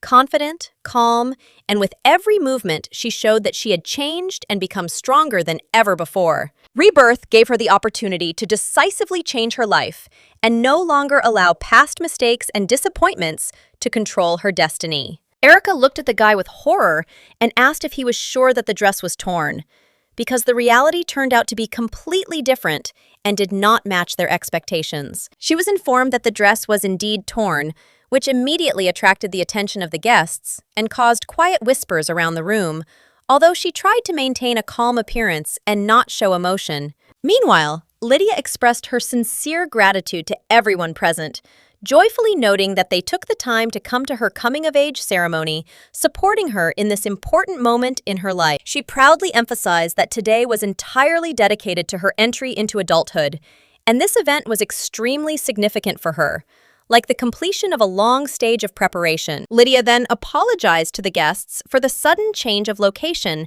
reminding them that everything was originally planned in the central hall, and she was grateful for their understanding and patience. Everyone listened to her with attention, and there was a sense of confidence in Lydia's voice, as if she had known how to hold the attention of a crowd since childhood and knew how to attract the attention of everyone present to her speech. Once upon a time, everything was different. Before, she would get lost and avoid such moments, embarrassed by the glances of the nobility. But now, this shyness was a thing of the past, giving way to conscious confidence and dignity. To one day take her grandfather's place, Lydia trained daily to lead meetings and speak in front of noble people, overcoming her fear and gradually transforming herself into a person worthy of attention and respect. As one could easily notice, the celebration took place in the Count's luxurious banquet hall, and there was a good reason for this. The location emphasized the status of the event and corresponded to the significance of the ceremony for all the guests. Her pronunciation sounded clear and distinct. Each intonation seemed to defend the honor of not only her family, but also everyone present, demonstrating good manners and the ability to control herself in any situation. There was a deep subtext to her words. Among the guests were influential people of the empire, and Lydia understood that inviting them to an ordinary estate would be inappropriate and not in keeping with the importance of the event. She emphasized that she was sincerely grateful to the Count and Countess for kindly providing their magnificent banquet hall, allowing the ceremony to be held at a dignified level and impress all the guests. Lydia also expressed special gratitude to her grandfather for the trust he placed in her in organizing such an important ceremony, showing respect for his experience and influence in the family's life. In fact, Lydia never liked to speak in front of people, preferring to remain in the shadows, where she felt calmer. But the need to fit in with the situation forced her to overcome her usual shyness. Erica watched her sister with slight amazement, not understanding when Lydia had managed to practice so much and gain confidence in her speech, which now sounded natural and calm, as if she had always been like that. In conclusion, Lydia announced the small gifts she had prepared for the guests, symbolizing her gratitude and respect, carefully emphasizing her attention to each person present without unnecessary ceremony. She asked guests to pick up their gifts after the party ended so that no one would linger and create a fuss, allowing everyone to finish the evening calmly without unnecessary rush and hassle. After this, Lydia decided not to occupy the guests' attention any longer, giving them the opportunity to enjoy the atmosphere of the evening, the flickering candles and the light music that filled the spacious hall. Meanwhile, Erica, seizing the opportune moment, quietly called one young man to follow her and, almost unnoticed by everyone, led him to the exit, as if confidently hiding her intention from prying eyes. She took his hand firmly, and together they left the room, trying not to attract unnecessary attention, gliding past the guests with ease, as if dissolving in the soft glow of the evening light. Their departure went unnoticed by most, except Lydia, whose gaze accidentally caught movement at the door, and for a moment she froze, realizing that her sister was up to something unusual. Seeing Erica, Lydia thought for a moment, because she knew her sister too well not to understand that there was some kind of plan hidden behind this, cunningly thought out and almost obvious to an attentive observer. Lydia had prepared everything necessary in advance. 2 outfits. She left one dress in the mansion, and the other, more suitable for the planned event, she placed where no one expected to see it, thinking through the details in advance. The unfinished outfit remained at home, and the finished dress waited for Erica outside the estate, like a quiet hint to her plan, demonstrating the thoughtfulness of every step and the foresight of her older sister. Looking at her sister, Lydia suddenly felt a slight wave of respect, realizing that Erica, despite her quirks, was capable of skillful and thoughtful actions, which made her more admirable than she had previously seemed. Still, it seemed to her that sometimes Erica was too harsh in her judgments and actions, especially when it came to family, and this straightforwardness sometimes put Lydia in a difficult position, causing internal tension. In the end, Lydia did exactly as she had planned in advance, acting in accordance with her expectations, although deep down, she hoped that events would turn out differently and bring an unexpected turn. She was angered by her own sister, because Lydia sincerely believed that Erica would not behave this way and everything would turn out differently. But reality showed the opposite, causing her to feel slight irritation and annoyance. Now Lydia was finally convinced that her sister was too predictable, and all her actions were easy to read, like an open book, where every page was known in advance and left no room for surprises. After these thoughts, Lydia noticed that Grandfather Skari Freylik approached her, and his appearance surprised her a little because she did not expect to see the old man at that moment, and his calm smile added a slight feeling of peace. The old man praised his granddaughter, noting the magnificence of her speech and her ability to hold herself in front of guests, but lamented that Erica was not there, emphasizing the importance of her sister's presence and slightly regretting her absence. Lydia replied that Erica was tired, and that was why she decided not to take her with her to the ceremony, not wanting to disturb her sister, allowing her to rest and recuperate, showing care and understanding for her condition. Although Lydia wanted to take advantage of her grandfather's absence, he assured her that her actions were worthy and correct, not wrong in any way, supporting his granddaughter and respecting her decision. He was even slightly surprised at how quickly her oratorical skills had developed, since before she had been much more modest, barely daring to express her thoughts in front of others. Lydia admitted that she had been practicing diligently all this time while her grandfather was away, perfecting every word, carefully choosing her intonation, and striving to sound confident and convincing. After a short exchange of words, the girl suddenly invited her grandfather to dance, hoping to lift their spirits and add some lightness to their casual conversation. The old man was slightly puzzled by this initiative and reminded Lydia that she should have chosen her own partner for the dance, but there was a slight hint of insolence in her gaze. In fact, she didn't have a partner. Lydia sent an invitation to Duke Ivan, but he never responded, leaving her a little confused before the celebration. Moreover, she sent the invitation late, and according to tradition, it is customary to appear at the coming-of-age ceremony with a chosen companion, which made her loneliness even more noticeable. Due to the intrigues of her sister Erica, Lydia was completely absorbed in her own affairs and tried not to remember the past when she announced her engagement to Marquee Yuri, trying to focus on the present. The grandfather was genuinely surprised that his granddaughter did not have a dance partner, as this seemed unusual for such an important evening, making him slightly doubt the family traditions. Lydia, with a slight smile and a joking tone, said that she already had a partner, her grandfather himself, but the old man suggested finding someone among the guests, hinting at the need to observe etiquette. At that moment, they both turned around and noticed Erica gracefully dancing with Yuri, which caused genuine surprise among those present and livened up the atmosphere in the hall. The guests were amazed, and the grandfather could not understand why they dared to appear together so openly, demonstrating their unity in front of all the nobility, as if ignoring past disagreements. Lydia froze in shock, not believing her eyes that her sister had dared to go out onto the dance floor with Yuri, without hiding or trying to remain modest, showing confidence and audacity. Their appearance seemed provocative, as if Erica and Yuri had deliberately decided to demonstrate their unity and attract the attention of everyone present, heightening the intrigue of the evening. And even after the recent scandal between them, Erica seemed to feel completely confident, not embarrassed for a moment, and confidently holding the attention of everyone around her. Soon, Lydia heard those around her admiring her beauty, noting that she attracted glances, creating a feeling of grace and a unique aura that made her stand out among the guests. At that moment, Erica looked straight at Lydia and smiled faintly, as if enjoying what was happening, confirming her confidence and inner satisfaction with the moment. She carried herself as if she were the true heroine of the occasion, confident in her flawless role. Lydia felt anger boiling up inside her. She still lacked recognition despite all her efforts. She began to realize that she might never be able to compare to Erica, who had a dazzling appearance. Lydia suddenly caught movement in the hall, as if something important had caught her attention. Her heart sank as she realized who had appeared at the entrance. Duke Ivan calmly walked past Erica and Yuri, causing both to freeze in place. Their surprise was so intense that the conversation around them died down. All eyes turned to him, and silence seemed to envelop the hall. People couldn't hide their surprise as no one expected to see the Grand Duke here. Those present were confused about his appearance.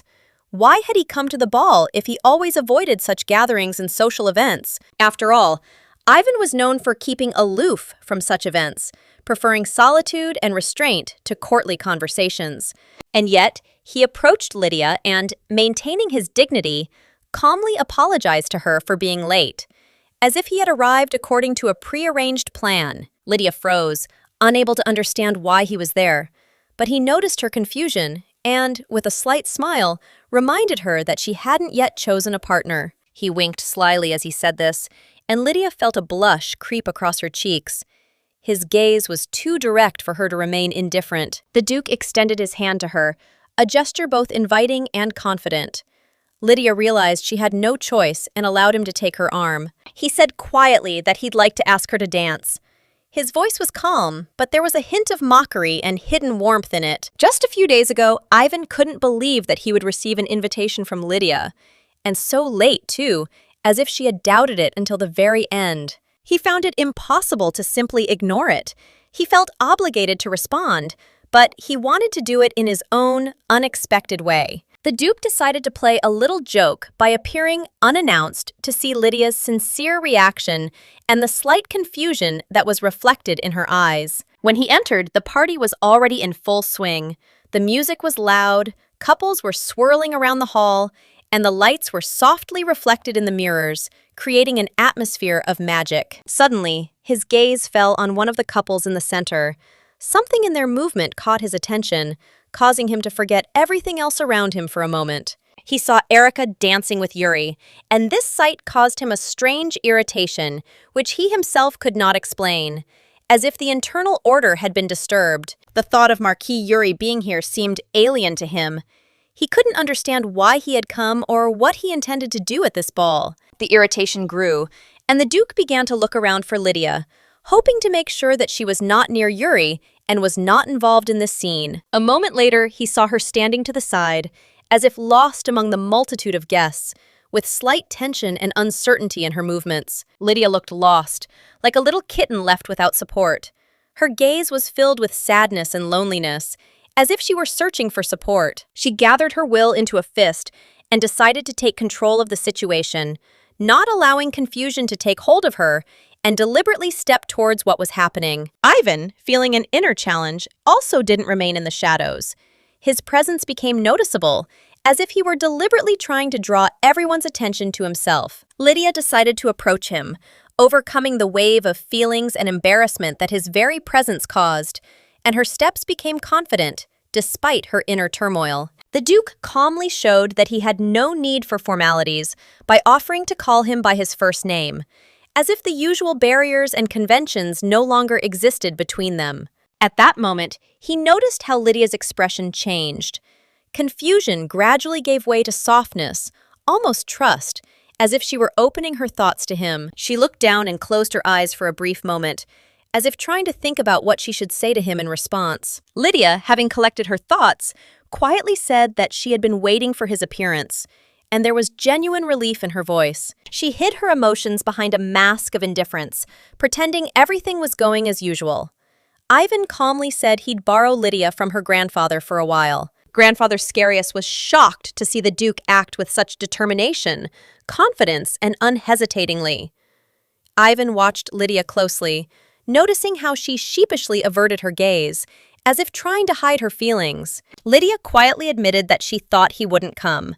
The Duke hadn't previously shown any interest in such meetings, and she hadn't expected his presence. Ivan, with a barely perceptible smile, made it clear he couldn't have done otherwise. He knew how important this anticipation was to her, and his personal appearance mattered. Ivan's insides were seething with emotion. Feeling a little guilty for coming so late, he apologized, trying to speak with respect and gentleness so as not to offend Lydia. Lydia appreciated his politeness and quietly suggested he address her simply by her first name. She wanted to remove any unnecessary formality and tension between them. The Duke smiled slightly, noticing that she hadn't changed at all. He seemed to hope that her thoughts about him remained the same. Then Ivan took a step closer, as if trying to read her gaze. Lydia felt her cheeks instantly flush and her heart sank. He sensed her embarrassment, but Lydia quickly turned away, trying to hide her nervousness. She said it had nothing to do with him, trying to remain calm. Ivan calmly replied that he was not trying to embarrass her, since he was not at all trying to seduce or embarrass her. She noticed that he behaved too freely among the guests, as if he was deliberately showing that he was allowed to do anything. At this, Ivan chuckled and said that in such a society, it was important to be able to maintain confidence, otherwise you would lose respect. He gently reminded her that last time, Lydia had never explained what she had meant in that conversation, leaving her words incomplete and fraught with uncertainty, as if something important had eluded her understanding. Lydia looked at him with slight surprise, not immediately realizing what exactly he was talking about, and Ivan quietly added that he was interested in who the Azitan family's real enemy was. At that moment, their gazes involuntarily met and slid towards Erica and Yuri, as if trying to read a hidden answer between them that could reveal the secret of what was happening. Lydia felt that one of them was truly capable of undermining the family's trust, and the realization of this made her heart stop for a moment, sensing an impending threat. And the other is just a cunning marquee with whom Lydia was forced to dance, hiding her irritation and inner discontent, carefully disguising her emotions under a polite smile. Then Lydia realized that Ivan was not just attentive, but truly insightful, capable of reading emotions and intentions without words, guessing hidden thoughts with precision. He immediately understood that she wanted to be the center of attention at this reception and did not condemn her desire, allowing Lydia to express herself the way she needed to for her purposes. Ivan began to lead her in the dance, creating the impression of an ideal couple. Their movements were harmonious, and the guests' gazes involuntarily stopped on them, enchanted by the harmony and grace. He made it clear to her that if she wished to shine, she could use him as a tool to achieve her goal, supporting her ambitions while maintaining her nobility. However, Lydia could not understand why Ivan looked as if he was holding back irritation or jealousy. His face remained calm, but his eyes betrayed a hidden emotion. She thought with irony about how to use him for her plans, if he did not even respond to her previous invitation, leaving her in a state of slight bewilderment and confusion. To this, Ivan responded calmly, explaining that he had not at all refused to attend the ball, but that circumstances had simply prevented him from giving an answer in time, and that this was not at all a sign of disdain. He added that if she did not receive an immediate response, she could write again, showing persistence and interest, which was part of a subtle game of attentiveness and a demonstration of personal initiative. Lydia thought he was offended, but Ivan suddenly asked sharply how much time she usually spent in the bathroom, and this strange question made her think about his attention and care. Although he appeared irritated on the outside, Lydia knew that beneath that apparent sternness lay a care and concern that made his behavior both mysterious and reassuring. He really was someone who could be useful and needed by her, more than Lydia was willing to admit, and his presence was becoming unexpectedly important to her goals and plans. When she asked him again what he meant, Ivan explained that it all had to do with her failed contract, and his words sounded like a gentle but confident reproach, forcing her to rethink the situation. Lydia was embarrassed and looked away, not knowing how to react to his confident statements, which were simultaneously a remark and hidden support, creating mixed emotions in her. He continued that no one in their right mind enters into a deal unless they are confident in their own benefit and position, emphasizing the importance of caution and strategic thinking, which made Lydia think deeper. And then Lydia again saw that look that she remembered from before, attentive, warm, and persistent at the same time. His eyes reflected genuine trust in her, as if he believed that she would not betray or deceive his expectations. That's why she didn't dare write to him earlier, only asking him to check whether all the correspondence had arrived correctly. And when Ivan finally responded to her invitation, Lydia felt an unexpected relief and excitement. She made sure that every detail was prepared perfectly and mentally thanked the butler for his attention and diligence, noticing how everything was falling into place perfectly for the upcoming event. Lydia realized that she would have to go through the upcoming test on her own, without anyone's help, and this thought gave her a slight feeling of excitement and even a little joy. Having decided to be frank, Lydia admitted to Duke Ivan that she had placed her bet on the well-being of her family and was ready to take risks to ensure their future. The Duke merely chuckled, noting that such recognition spoke of her as an unusual, courageous, and strong woman, capable of making her own decisions without fear. Lydia thanked him and, slightly embarrassed, added that she also found him to be a mysterious and incredibly interesting person, attractive and commanding respect. Ivan calmly asked her to give a direct and honest answer, so as not to avoid making a choice and to show determination, which, in his opinion, she had enough of. Lydia firmly stated that her goal was to be noticeable and outshine everyone around her, so that they would whisper about her at this reception and she would become the center of events. She added that he understood her intentions correctly. She wanted to be the center of attention, the main figure of the evening, the one everyone would talk about. With a slight grin, Ivan said that it wouldn't be difficult for her, and Lydia, hearing this, involuntarily felt a surge of embarrassment and barely noticeable excitement. She asked anxiously what he meant, but Ivan only approached her, looking straight into her eyes, and in that look, one could read confidence and gentle determination. It all happened very quickly. He only had time to apologize for the suddenness before he passionately kissed her, leaving Lydia in slight confusion and surprise. Lydia could not understand why he chose this particular moment, in the middle of the ball, in front of everyone present, when every movement was visible to the guests. Everyone around them seemed to freeze, watching them, as if a scene were unfolding on a theatrical stage where every gesture was important and attracted attention. Quietly reminding him that he had already spoken about his usefulness, Ivan this time proved it with his actions, showing that his words and actions always go hand in hand. He stole her first kiss without hesitation, as if declaring his right before everyone. Lydia was shocked. She didn't understand why he decided to do this without asking her consent. And yet, despite her slight embarrassment, Lydia felt that the entire room was watching her closely, as if every movement and glance was directed exclusively at her. She was no longer going to retreat and disappear back into the shadows where she had once voluntarily hidden, and was now ready to take her place in the spotlight without hesitation. However, Lydia did not expect at all that her emergence from the shadows would happen so suddenly and unpredictably, leaving her the most surprised by what was happening around her. Ivan's actions were both bold and cunning, and Lydia could not help but acknowledge his skill in organizing everything that was happening, marveling at his insight. She noticed her sister's angry look and the barely concealed displeasure of the marquee, who was standing nearby, and this made her think about how to proceed further. But Lydia decided not to create a scandal and mentally promised herself that this time she would forgive the Duke, despite all his daring tricks and unexpected actions. She understood that someone had already created problems, and now it was she who would have to deal with the consequences, thinking through every step and the possibility of avoiding mistakes. After this, Ivan gallantly took her arm,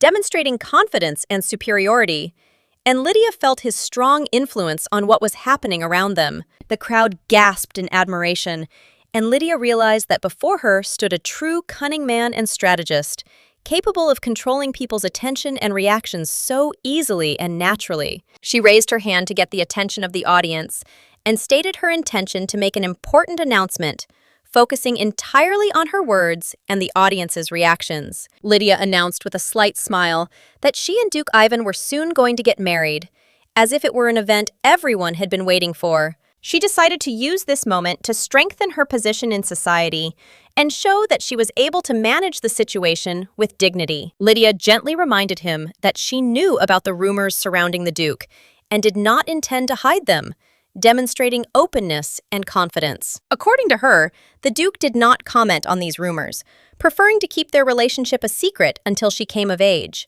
Lydia couldn't know how true the rumors were, but she knew that any denial would only make them look like fools in the eyes of society. She noted that with each new tale, their feelings only grew stronger, and thanked everyone present for supporting them even through rumors. Grandfather and the guests were amazed by her determination and courage because no one expected that Lydia would declare her intentions so openly. Some looked at each other, discussing what had happened, as if they expected there would be a continuation. At that moment, butlers and servants entered the hall, carrying decorated boxes with gifts. They gave gifts to those who, without realizing it, helped Lydia and Ivan get closer. Everyone was amazed to see the exquisite items and realized that their value could not be measured. Today's coming-of-age celebration turned out to be especially bright and luxurious, and even the most arrogant nobles could not hide their admiration for the evening's events. Every gift she prepared brought smiles and surprise, because Lydia had finally done what she had long wanted, and it was felt in every look. She realized that human relationships are actually simpler than she imagined if you approach them with patience and attention to detail rather than cold logic. The Count and Countess generously made their ballroom available for the celebration, although they had never previously allowed outside guests to use this magnificent space. In fact, the permit was not obtained just like that, but thanks to a carefully thought-out deal that took into account the interests of both parties and their ambitions. Money and contracts, as always, proved to be the most reliable way to achieve one's goals, because in the world of noble games, only material and legal arguments were indisputable. In this way, Lydia could prove her importance, show that she could not only be attractive, but also influential, manage events, and attract the attention of the right people. She realized that her efforts were not in vain, because her ability to act at the right moment made her truly useful, and those around her were already beginning to notice and appreciate it. And when Ivan looked at her, Lydia smiled at him, as if letting him know that he should enjoy the evening and that nothing would distract him from the celebration. He, however, did not quite understand the reason for this smile, but he felt in it a lightness and warmth that he rarely experienced in such official situations. After this, Lydia went outside to rest a little and be alone, thinking about everything that had happened during the evening and enjoying the warm air and silence. One big task had already been completed, and now all that remained was to catch her breath and evaluate her successes, without the unnecessary stress that had accompanied her all this time. Grandfather was able to calm down all those who were too eager to get to know Lydia by setting boundaries and reminding them that respect and caution are more important than curiosity. Lydia also didn't know where Yuri and Erica had gone. Their absence left a strange feeling of emptiness and, at the same time, relief, since events could have developed differently. She was left with mixed feelings, doubts, anxiety, and slight dissatisfaction, but also confidence that she had accomplished some of the tasks she had set for herself. Perhaps Erica could still improve, or perhaps Yuri was still influencing her, and Lydia understood that controlling the situation required caution and patience. If they can be kept apart, there's a chance that Erica will get back on track, and Lydia will be able to keep the peace between them without completely ruining their relationship. But when Lydia saw that very look after their dance, she felt a strong pang inside. That look spoke volumes, and she realized that events were getting out of control. She realized that her sister might have hated her all this time, and despite her efforts to push such thoughts away, Lydia's heart sank with pain and disappointment. But when she saw them together with this man, Lydia could no longer keep everything to herself. Emotions overwhelmed her, and she realized that the time had come to act and not remain silent. Perhaps Lydia was mistaken in thinking that there was kindness in her, but looking at what was happening, she realized that her actions sometimes hid cruelty and cold calculation. And also, calculation, which is why she was abandoned too early, left facing betrayal, which she was able to forget for a short time, immersing herself in work and affairs. Abandoned early, Lydia felt the pain and bitterness of betrayal, but her thoughts were occupied with events that allowed her to temporarily distract herself from this wound and focus on the future. Suddenly, Yuri approached her without disturbing her space and threw a cloak over her, showing concern that mixed past grievances with unexpected softness and attention. He warned that if Lydia sat there for a long time without moving, it could have a bad effect on her health, and she might even get sick, although she herself did not expect such words. She was surprised by his appearance, not understanding where he had come from. He simply stood before her, smiling calmly, as if he knew more about her thoughts than she did. Lydia asked why he was there, assuming he was perhaps just smoking. Her surprise grew with each passing second of his serene gaze. But instead of a cigarette, he took out a small lollipop and said that he had prepared it for her as a small gesture of attention that she did not expect to see. She asked in surprise what kind of sweet it was, not understanding how an ordinary candy could be connected with his visit and his unusual behavior. Lydia laughed, and he noticed that it pleased him to see her smile, as if this simple moment of joy meant more to him than she could ever imagine. Then Lydia just looked at him in surprise, not knowing what to expect next. Her emotions were filled with a mixture of curiosity and slight confusion. He asked if she had seen the expressions on her sisters' and the marquee's faces before they disappeared, hinting at something that had escaped her attention. But Lydia replied that no, she had not watched them because her thoughts were occupied with other events, and she had no time for other people's emotions at that moment. He noted that they looked like children whose favorite toys had been taken away, and Lydia felt a slight desire to see it with her own eyes, even though she couldn't. But Ivan assured her that she would still have a chance, and this promise sounded unexpected to her, giving her confidence and a slight anticipation of the future. He showed concern for her so obviously that Lydia was amazed. She did not expect such an attitude at all, and barely had time to comprehend his attention. Yes, there were contracts between them that were supposed to satisfy their mutual needs, and this added a formal aspect to the relationship that was difficult to ignore. Lydia no longer expected anything from him after that kiss, and this feeling eased her internal tension, although it remained light and unusual. She asked him if he had caught his eye at the ball, not wanting to trade him for someone else, and these thoughts showed her concern for what was important to him. He asked again what she was talking about, and said that if that was the case, they could wait a little with the wedding. But that was not the end of their conversation. Ivan was surprised by her words and admitted that he did not understand why she was upset when everything was going so smoothly, and this caused Lydia a slight confusion. He told her that she should be happy because victory was already on her side, and Lydia felt the warmth of his confidence, which slightly dispelled her worries. He also added that he asked her not to make such a face, as if hinting at her expression, which he considered unnecessary, and this caused a slight chuckle from Lydia. Lydia looked a little nervous, trying to understand what exactly he meant, and her inner tension was gradually replaced by curiosity. She assumed he was angry about something, but Ivan quickly apologized, softening the atmosphere and showing that his intentions were good-natured. Lydia thanked him for his help and said that he could hold off on fulfilling his part of the contract for now, as if giving himself time to think and assess the situation. But he noted that she seemed to have misunderstood something, and this added a slight note of misunderstanding that they both had to clear up. He wasn't going to leave her alone without knowing her story. And that sense of responsibility gave Lydia a new sense of support she wasn't prepared for. When Ivan looked at her, something inside him told him that there was a special connection between them, and Lydia felt that this feeling was difficult to describe in words. It seemed to him that they were somehow similar, and this inner feeling brought them together, creating a special understanding that did not require explanations or proof. She asked what exactly Ivan meant, trying to decipher the meaning of his words and understand where he was leading their conversation and these hints. Lydia had no idea where he was going with this, her thoughts darting between doubt and a slight anticipation of what might follow next. Ivan said he thought they could be good partners, and the statement sounded like a quiet promise that left a slight feeling of hope in Lydia's heart. Maybe they would just remain friends, and nothing more would happen between them, although doubts and hope flickered in Lydia's heart at the same time. He felt a closeness between them and secretly decided to keep his word,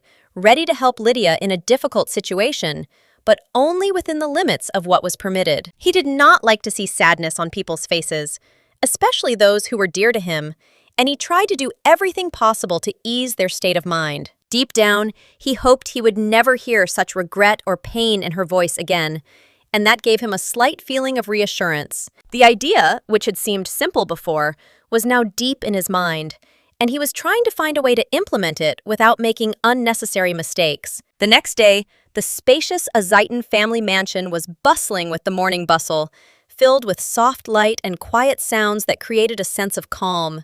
The butler came to Lydia, remembering that the previous evening she had been unusually beautiful and graceful, as if the whole atmosphere around her had become warmer. He was looking forward to the moment when he could see her happy face, because everything was now going according to a carefully thought-out plan that did not tolerate delay. Perhaps today Lydia would even finish work earlier than usual, which would allow her to enjoy a long-awaited break and take care of personal matters. He walked up to her with a slight smile, filled with joy, but was immediately surprised to notice her unusually serious and focused expression. Lydia stood before him with a stern and even angry expression, working on documents or letters, as if the whole world had ceased to exist around her. He tried to make sure everything was okay, addressing her with his usual care and respect, hoping to see a smile and lightness in her gaze. But Lydia didn't react to his words at first, immersed in her thoughts, as if completely disconnected from the surrounding reality. He guessed that something might be bothering her,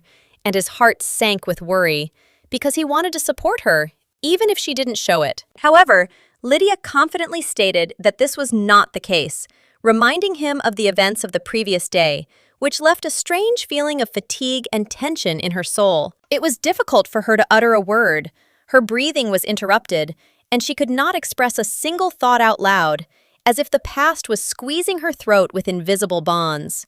When he left the room, she simply remained silent, left alone with herself, and this silence weighed on her more than any words or explanations. Lydia felt guilty and irritated with herself, as if every gesture and look she made wasn't expressive enough, and she was trying to deal with it alone. She felt awkward and stupid, and the silence seemed painful to her, as if she had lost control of her own emotions and behavior. Meanwhile, the butler wanted to discuss important documents, collect signatures, and clarify details that required his attention and Lydia's participation. But instead of a business-like conversation, she suddenly raised her voice, breaking out of her usual calm rhythm, and this surprised even him, who was accustomed to her reasonableness. She said that regarding her facial expression, everything was not as bad as it might seem, trying to explain that external severity did not reflect the internal state. The butler froze in place, deep in thought, then slowly turned away, as if considering whether to intervene in what was happening or leave everything as it was. He noted that such things sometimes seem a little scary, especially when you look from the outside, not understanding all the nuances and not realizing the depth of what is happening around you. After a short pause, he became thoughtful with obvious interest and decided to find out why exactly she decided to ask such a question. What specifically prompted her to start this conversation? She explained that it was because of the beauty of the moment, and then added that she was going to step away for a while, take a short break, and come back later to calmly think about everything. Therefore, the butler could calmly leave the documents on the table without touching them and continue to perform his normal duties while Lydia was absent from the room without worrying about anything. After these words, she quietly left the room, her steps light, confident, and almost silent as she walked down the long corridor, leaving behind a feeling of calm. Her thoughts again turned to Ivan, to how much he had taken over her entire inner world, filling her mind and heart to the brim, leaving no room for emptiness. He seemed to envelop her completely, and Lydia could not stop thinking about him, imagining him in the most unexpected and varied situations that arose in her imagination. According to rumors, Ivan was a man of high status, and Lydia was surprised how such an important and influential person could show interest in her, making her heart beat faster. He seemed like the perfect candidate for her carefully crafted plan, the one who could play a key role in her future. Lydia stopped in front of the door and paused, as if collecting her thoughts before taking the next step. The thought of her sister, whom she had locked in the room since yesterday, came into her head, and Lydia assessed the situation, trying to figure out how to proceed. She decided not to visit her sister for now and not to react to what was happening in any way in order to give herself time to think and prepare for further action. All this was necessary to collect one's thoughts and assess the situation before making any decisions that could change the course of events. But then Lydia knocked on the door and quietly asked if Erica was inside, checking if she was ready to talk. Erica replied that she was in the room, and her voice was calm, although it concealed a slight surprise at the sudden visit. Lydia asked if she could come in, demonstrating respect for her sister's privacy and caution in her actions. She asked how Erica was feeling, noting that she had been surprised when she had suddenly disappeared yesterday, which left Lydia with a lot of questions. Lydia believed that her sister might have fallen ill, but given that everyone had been searched and checked, she began to doubt the true reasons for Erica's disappearance. Erica responded by expressing curiosity about how Lydia met the Grand Duke, and expressed interest in events that could influence their future. Lydia said that everything happened by chance, that the meeting with the Duke was unexpected and not planned, as it might have seemed from the outside. Erica asked, "What about the marquee?" To which Lydia replied that there was nothing between them, and they had never been connected by anything more than friendship. Moreover, he was Erica's dance partner, which made their communication visible and close to others, although this did not affect Lydia's real feelings. From the outside, it seemed like they were quite close, and Lydia understood that many people trusted these impressions, considering their friendship something special.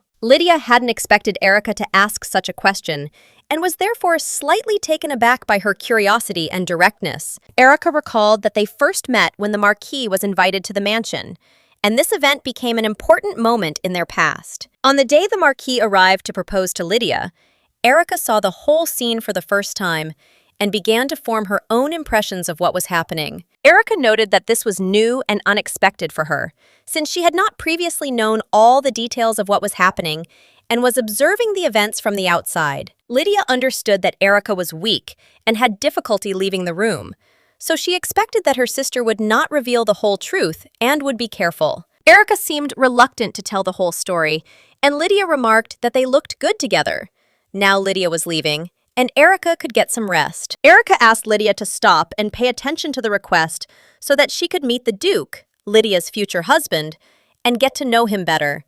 She really wanted to meet the man who would become her husband, and this moment was important for building trust and understanding of the future relationship. Lydia was shocked and asked herself what she had just heard, surprised by her sister's determination and her intention to make contact with an important person. Erica explained that as the younger sister, she had a duty to meet the Duke, who was of great importance to Lydia, and it was part of their family duty. Moreover, being twins, they were expected to be closely bonded, and so Erica insisted on meeting each other to strengthen their family relationship and future plans. This caused a storm of irritation in Lydia. She was overcome with furious discontent when Ivan suddenly entered the room. His appearance was unexpected and almost sudden. Lydia never expected him to appear here so quickly. This feeling of surprise and slight shock completely overwhelmed her, causing her to freeze in place. Ivan explained that he had heard of her presence here and had come trying to understand the situation. His attention completely focused on Lydia. Lydia was completely at a loss, not understanding how to react or what actions to take. Every thought seemed vague and confused. She could not understand why she was here, and why her presence could interfere with her acquaintance with the Duke. The situation was extremely tense. Her gaze fell on her sister, who stood next to her with determination in her eyes. She seemed collected and ready to act without hesitation, which worried Lydia even more. Gathering her courage, the sister approached the Duke, greeting him gracefully and reservedly, her manners polite yet confident. Lydia watched this with horror. Her heart sank as she saw the events unfolding right before her eyes, and the feeling of helplessness increased the tension. Meanwhile, Erica smiled at the Duke with charming softness. Her smile was welcoming and warm, as if inviting him to friendly communication. She gave her name, Erica, with natural friendliness, expressing a desire to get acquainted, her voice sounding welcoming and easy, without hidden intentions. Lydia tried to think of a way to stop this meeting, her mind full of strategies, but none of them seemed fast or effective enough. She watched her sister, who was already trying to establish friendly contact with the Duke, and clearly saw that Erica was doing this completely without regard for Lydia, completely immersing herself in her actions. The Duke seemed to grasp the essence of what was happening instantly. His attention became precise and selective. He discerned the intentions and true feelings of both sisters, emphasizing Lydia's honesty. He made it clear that he had come specifically to meet Lydia. His movements and confident gestures showed that all his attention was focused on her. And in this was his clear determination. After this, the Duke turned his back on Erica, as if emphasizing with his behavior that Lydia was now the center of his interest, and casual acquaintances and fleeting meetings were not important to him. There was a butler nearby who apparently informed the Duke of Lydia's presence here. His timely information played a key role. This very moment had been chosen for their appearance, and the coincidence seemed deliberate, as if events had come together at precisely the right moment for everyone involved. Ivan noted that this was probably the twin sister he saw yesterday, his attention caught by the similarity and connection between them, which added intrigue to the meeting. Erica admitted that yesterday she was a little surprised and was unable to greet him properly. But now she was genuinely happy to meet him, feeling at ease in communication. She remarked that she had heard how dear he was to Lydia, and this surprised Ivan, since his importance to the other only now seemed obvious. It was becoming clear that Erica didn't need Yuri's attention. Her desires included Ivan as well, as if she was trying to expand her influence on the relationships surrounding her sister. Erica was openly irritated by Lydia. Her actions and looks clearly showed hidden hostility and a desire to draw attention to herself. She was determined to make everything that belonged to Lydia her own in some way, and her motives were selfish and ambitious, which made the situation even more tense. Erica ardently desired to possess everything Lydia held dear.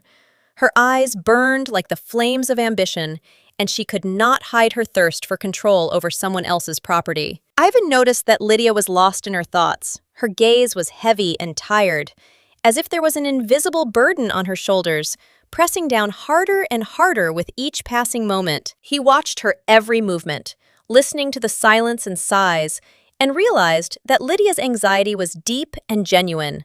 Her heart did not find peace for a minute. Realizing her condition, Ivan told Erica that Lydia occupied a special place in his life, that caring for her and her well-being was the most important thing to him, without compromise. In this life, Lydia was determined, never allowing others to take away what was valuable, whether it was material things or feelings, which she guarded with the utmost care. He made her understand how much he cared for her while leaving room for respect and caution, not wanting excessive affection to interfere with rational action. Erica, curious, couldn't resist asking about how exactly their first meeting had happened, hoping to spot a weakness or find a clue in the history of their relationship. She noted that Lydia herself called it a coincidence, as if fate itself had brought them together at the right moment, granting a meeting that could not have been predicted. But Erica didn't hide her irritation. She was irritated that Lydia was keeping silent about the details. She wanted to hear the whole romantic story in its entirety, without omissions or hints. Essentially, Erica was trying to create discord between Lydia and Ivan. looking for any way to put a wedge in their relationship and test the strength of their mutual feelings. Ivan, as if responding to Erica's hidden attempts, asked how else fate could have brought them together so accidentally, continuing to closely observe Lydia and her reaction. Lydia refused to reveal the details, embarrassed by what happened in the past, considering it shameful and pointless to discuss, preferring to keep the secret to herself. Then he presented her with a candy, and Lydia was amazed by the unexpected attention, not expecting such a simple but touching gesture. She asked him in surprise where he got these sweets, and he replied that they always appeared at the right moment, especially when she showed displeasure. Ivan seemed to enjoy seeing Lydia happy, especially when she took the sweets with a slight smile, which made him feel thoughtful and tender. Erica immediately declared that she would like the same candy, showing her desire to be on par with her sister. He clarified in what sense she meant this, as if checking her true intentions and motives behind the request. Erica explained that her sister thinks she's not serious about sweets, but she loves candy too, and wants to get her share of the fun. Ivan, taking into account his words to Lydia, realized that if he gave one candy to her, then he should have something else for Erica in order to maintain fairness. But the gentleman sternly declared that Erica could not be allowed to have the sweets, introducing a rule that immediately changed her mood. Erica's expression immediately changed, and her joy turned into confusion and slight resentment, not understanding the reasons for such a strict ban. He explained that his fiancée did not allow him to share, and he was obliged to obey her will, showing respect for Lydia and her boundaries. Lydia was shocked by what she heard and did not expect such an open and direct confession in Erica's presence.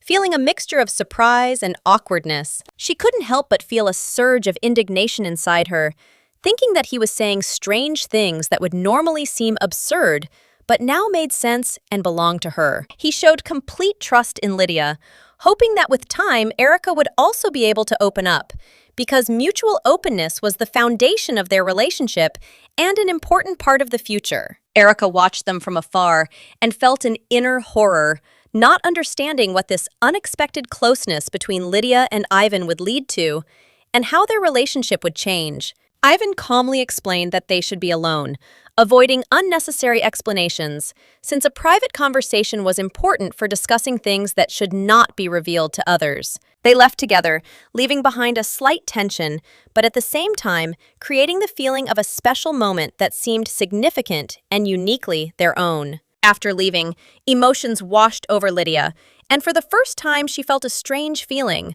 almost inexplicable, which simultaneously surprised and captivated her completely. She tried to make sense of this sudden sensation that made her heart beat faster and her thoughts become confused, as if her entire internal state had changed instantly. Lydia felt embarrassed, holding the candy in her mouth, and tried to hide the slight smile that involuntarily revealed her inner excitement in front of Ivan and the unusual emotions inside her. These new feelings were unusual, and perhaps the sweetness of the candy intensified them, making the inner tremor even more noticeable and at the same time pleasant for her. Ivan turned to her and looked at her carefully, as if trying to understand what had caused her slight joy. But Lydia assured him with her gaze that it was not laughter, but something else. He smiled softly in response, and this smile was warm and soothing, giving Lydia a light feeling of joy, peace, and that quiet harmony that she so lacked. Lydia's gaze lingered on his eyes, and her heart began to beat faster.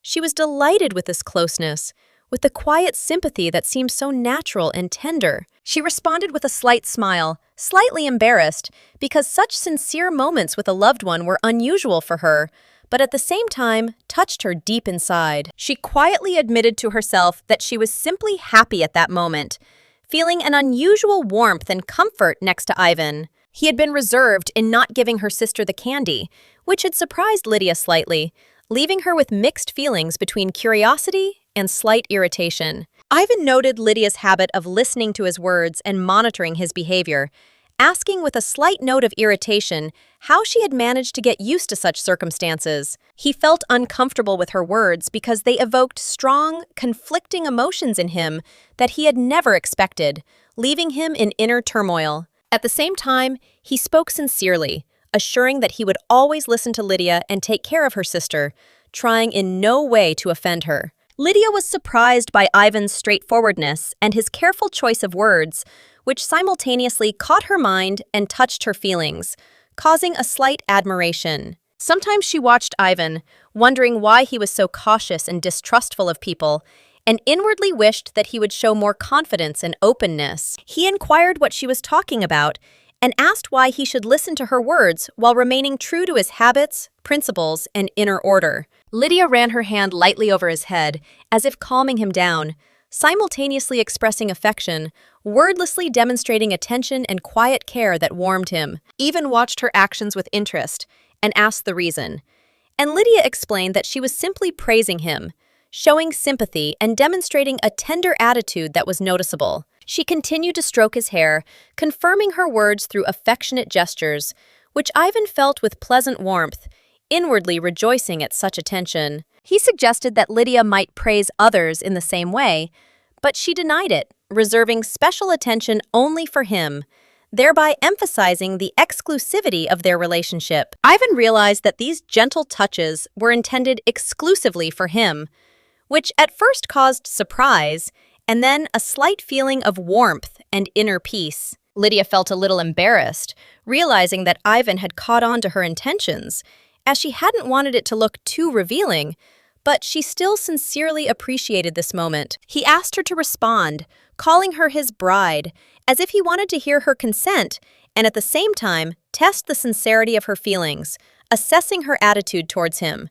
Ivan noticed that Lydia herself had said that there was no need to rush into marriage, showing confidence in her reasoning and demonstrating that she did not want to give in to haste. She didn't want to let him go, feeling that their connection was more important than all the rules and conventions around her, and her heart stubbornly resisted separation, experiencing a strong attachment. All these questions caught Lydia off guard, leaving her at a loss, because no one expected the conversation to take such a personal and intimate tone. She was tormented by tension, because he stood very close to her, and his every movement seemed filled with hidden meaning and anticipation. Lydia turned away, trying to collect herself, and said that a thought had suddenly occurred to her that she thought reflected her mood. He smiled back, and that smile immediately made her embarrassment increase, because she felt an unexpected warmth and attention that she did not expect to receive at that moment. Lydia noticed that even her little pet was receiving praise, as if trying to distract the conversation from the tension and lighten the atmosphere around them a little. At first, Ivan didn't immediately understand who she was talking about, but he carefully watched her reaction, trying to catch the hidden subtext of her words and the subtle hint. She clarified that these were simply words of praise about some wonderful guy, as if hinting at the qualities that, in her opinion, are inherent in him and deserve attention. Ivan noticed that she seemed to be being teased a little, but Lydia replied that in any case, she was grateful to him because his presence had already lifted her spirits and eased her anxiety. At first, she was surprised by his sudden appearance, not expecting to see him at that moment, in such a mood and with such easy ease. But soon, Lydia was delighted, because his appearance really improved the atmosphere and dispelled some of her worries, adding confidence and lightness to her thoughts. By the way, she decided to find out what happened, because yesterday the coming-of-age ceremony ended, and his duchy was still far away, which made everything that was happening a little strange. She thought he had already left, but Ivan forestalled her thoughts by explaining that he was staying here for now, and this statement made Lydia even more surprised and interested in his motives. This really struck her, and she wanted to understand why he hadn't left yet, trying to discern the reasons behind his sudden decision to stay by her side. The Duke remarked that Lydia looked very intelligent when she came to sign the contract, as if hinting at his impression of her maturity and ability to carry herself with dignity. Now he looked at her, wondering whether he should reconsider his decision because his feelings and respect for her had become stronger than any formal obligations and rules. He wanted to see her, so he stayed, showing that Lydia was more important to him than any distance, business matters, and official obligations, which reflected his genuine care. Ivan had no intention of leaving her alone, as if demonstrating that attention and care for her meant more to him than all the conventions and expectations of the people around him. He said this yesterday, and Lydia asked if her appearance really looked that bad,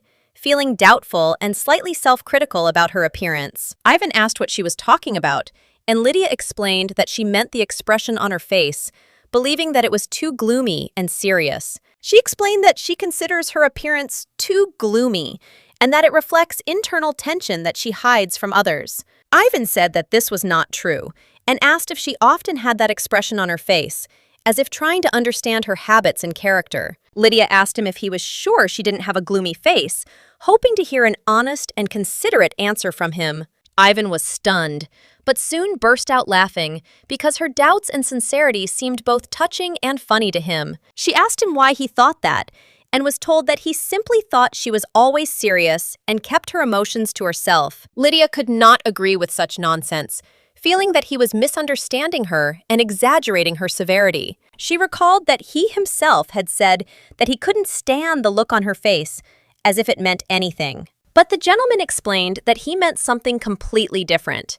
He was simply worried about her safety and condition, and nothing more. Hearing that she was being cared for was a bit of a surprise to Lydia, and she felt a little embarrassed, not knowing how to react. She lowered her head and smiled softly, feeling the warmth in the simple gesture, as if it conveyed something personal and soft that could not be expressed in words. Lydia mentally made it clear that he would still find someone to care for and worry about, hinting that she herself did not lay claim to his attention and care. She added that she does not consider herself a person worth spending energy or worrying about, since her life is full of its own worries and familiar rhythm. He understood perfectly well that she was just a merchant, immersed in daily affairs and worries, and no high aristocracy would make her life easier or calmer. This lowly aristocrat, earning her living and defending her place, did not deserve excessive care, as Lydia herself sometimes believed, observing his attention. They continued their conversation, and Lydia understood that he was right,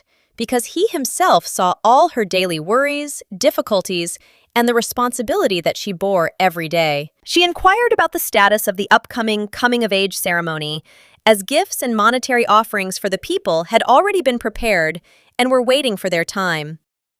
At the same time, Lydia noted that Ivan is often right in various things and helps her not just like that, but in accordance with the obligations stipulated in their contract in advance. He was fulfilling his duties because the contract had been signed and her payments to him had already been made, so his every action was strictly connected with formal obligations. Lydia didn't understand why she had brought this up, and why she felt that these words should explain or clarify something in their relationship. He never said anything offensive to her, but it seemed as if his actions could somehow hurt her, although in fact this was not the case at all. Lydia explained that it didn't bother her at all, because she had already told herself and him that deep down she considered him an honest, noble, and decent man. After these words, he lightly poked her forehead with his finger, as if reminding her of something simple and at the same time significant, which left a warm and light feeling. Lydia didn't immediately understand what he meant,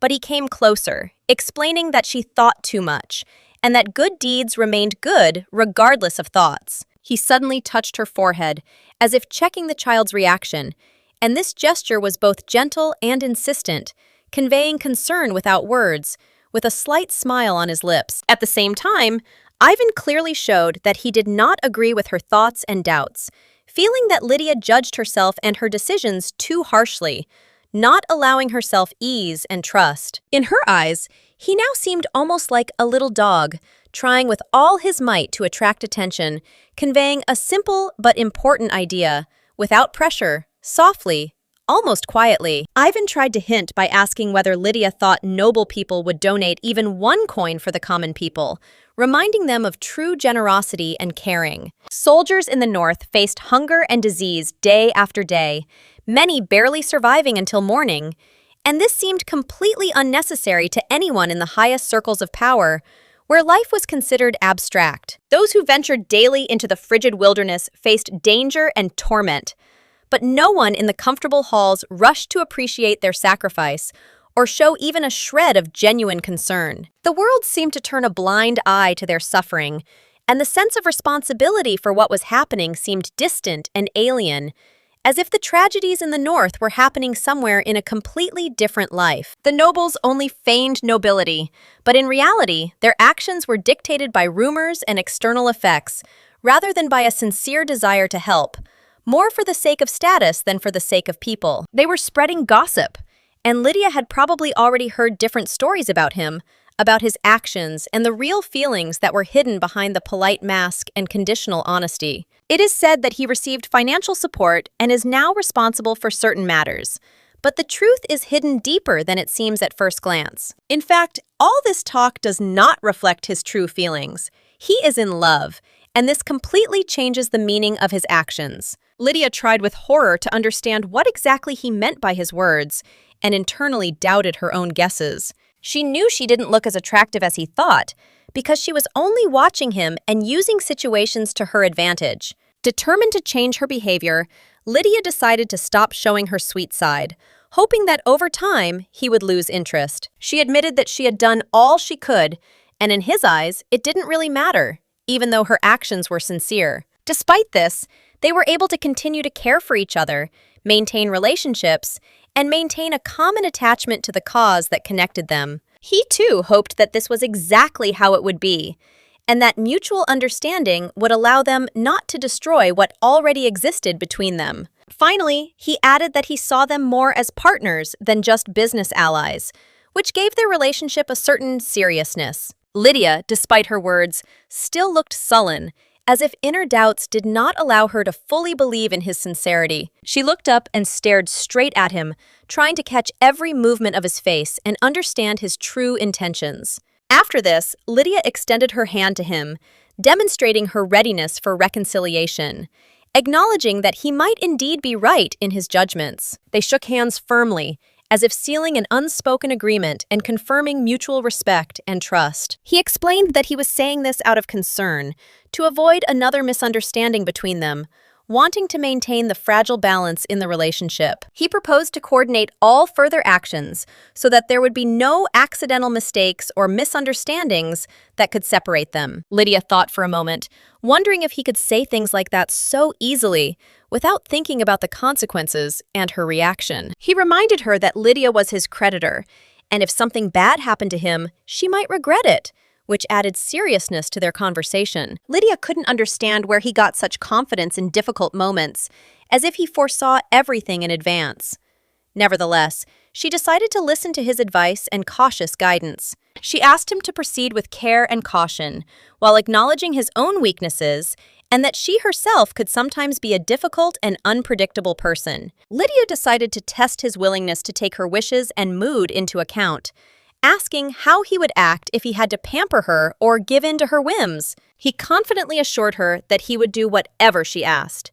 She then asked him what he would do if she began to express dissatisfaction or act capriciously in his presence. Ivan explained that he relied solely on her trust and understanding, even in moments of doubt or irritation, staying close and supporting her without asking anything in return. At first, Lydia didn't immediately grasp the meaning of his words, but gradually they made her think about how open she herself was to him and how ready she was to trust him without fear. He gently reminded her that she hadn't even invited him to her coming-of-age ceremony, and that this had left a feeling of hurt, unspoken words, and a little distance between them. Moreover, all this time she kept herself at a certain distance, not allowing him to get completely close, although he expected more frankness and trust from her. He regretted the current situation, realizing that the missed moments created a barrier between them that needed to be overcome so that their future relationship could develop without obstacles. When he spoke about this, his embarrassment was noticeable. He did not even think that such words could upset her, and this was reflected in his indecision. His discomfort was obvious, but Lydia quickly reassured him, telling him everything was fine, with just a small smile to ease the tension. Despite his embarrassment, he had come specifically to see her. And now, after their conversation, it was time for him to leave, leaving behind a slight feeling of surprise. Lydia was struck by how abruptly he left the room. His quick movements and calm determination made her look at him in an unexpected way. Before leaving, he said that they would meet again later, leaving hope for a new meeting and a slight anticipation in Lydia's heart. He promised that he would write to her quite often, and this promise caused mixed feelings in Lydia, joy and slight anxiety at the same time. Then he took a strand of her hair in his hands, lightly wrapping his fingers around it, as if trying to remember this moment forever. Lydia studied her hair closely, feeling a slight warmth as if invisible threads connected her to something important. The connection seemed especially tangible, as if it spoke of impending change. She remembered that she was now the one determining her own actions. Every action and every choice would have meaning, forming new connections that could not have been foreseen in advance. That evening, Lydia was alone in her office, completely immersed in documents. The paperwork demanded attention and meticulous attention. Every detail could impact her plans and decisions. In the midst of her work, a soft knock was heard. The butler entered the room, breaking her concentration, and announced that he had come with important news that could not be postponed. Lydia allowed him in, and the butler politely handed him some papers from the Information Guild. The documents promised to be useful for current affairs and helped keep the situation under control. She accepted them gratefully, but noted that they were no longer so necessary. She had already studied much of what was there herself and systematized it in her memory. The butler added that he had brought a blanket along with the documents, showing concern for her comfort. The upcoming cold weather required careful attention to the warmth and comfort of her chambers. Lydia was genuinely grateful for such care. She hugged the blanket, feeling the warmth that warmed not only her body, but also her soul, bringing peace and tranquility amidst her busy schedule. The butler noted that winter was approaching, and it was important to wrap up warm to avoid catching a cold and feel comfortable even on cold days. Lydia wrapped herself in a soft blanket and returned to the documents, immersing herself in her work, feeling the warmth and comfort around her. He added that in addition to the documents, there are letters, and recalled that a recent heavy snowfall blocked roads, which delayed the delivery of some messages. Lydia noted that this is all quite normal for the local climate and perceives such phenomena as a natural part of life. The butler asked with surprise how she knew about these events, because it seemed that she was already aware of all the latest news and events. Lydia inquired about her grandfather's condition, noting that she was trying to control everything and that he and his friend were already working on this issue. She emphasized that it didn't matter what might happen now, because she had organized an escort to look after her grandfather and ensure his safety. At the moment, you can rest assured that your grandfather is definitely fine, but this is only a temporary measure and does not replace constant care and monitoring. Lydia understood that she needed to find reliable people who could constantly be with her grandfather and take care of him, ensuring his complete safety. It was then that she realized that the distribution of the Grand Duchy's budget had changed slightly since the contract was signed, and these changes were noticeable upon closer examination of the figures. She carefully compared Ivan's report with the information service data, trying to understand how accurately the expenses and distribution of funds across all areas were accounted for. There were practically no differences. Ivan's report seemed even more detailed and thorough than the official data, and her confidence in this only increased. Not a penny was wasted, everything was distributed rationally and carefully, without a hint of extravagance or oversight on the part of the Duke. Moreover, each expenditure detail was broken down separately, by territory, by soldier, and by unit, which allowed for a complete picture without gaps. How Ivan managed to do this didn't interest her. The main thing was that the results spoke for themselves and confirmed his competence. She remembered the rumors that had previously worried her, and now she realized that many of them were greatly exaggerated or had no basis at all. Rumors of his extravagance turned out to be pure nonsense, which, in fact, could not be trusted, since the actual figures and reports said the opposite. No less funny were the conversations about him liking men, since this had nothing to do with his work and competence. If the rumors about his personal life had been true, perhaps they could have been used in some way, but this only added to the doubts and confusion. Perhaps it was some kind of miscalculation, a misunderstanding, but she understood that until Ivan himself explained himself, one could only speculate. If so, then why there had been no explanation from him until now, and whether clarity should be expected in the future, remained a mystery. She remembered Erica, her twin sister, whom she had long wanted to introduce Ivan to, and the thought of this brought a slight smile and a desire to act. Lydia leaned back in her chair, trying to clear her head of unnecessary thoughts.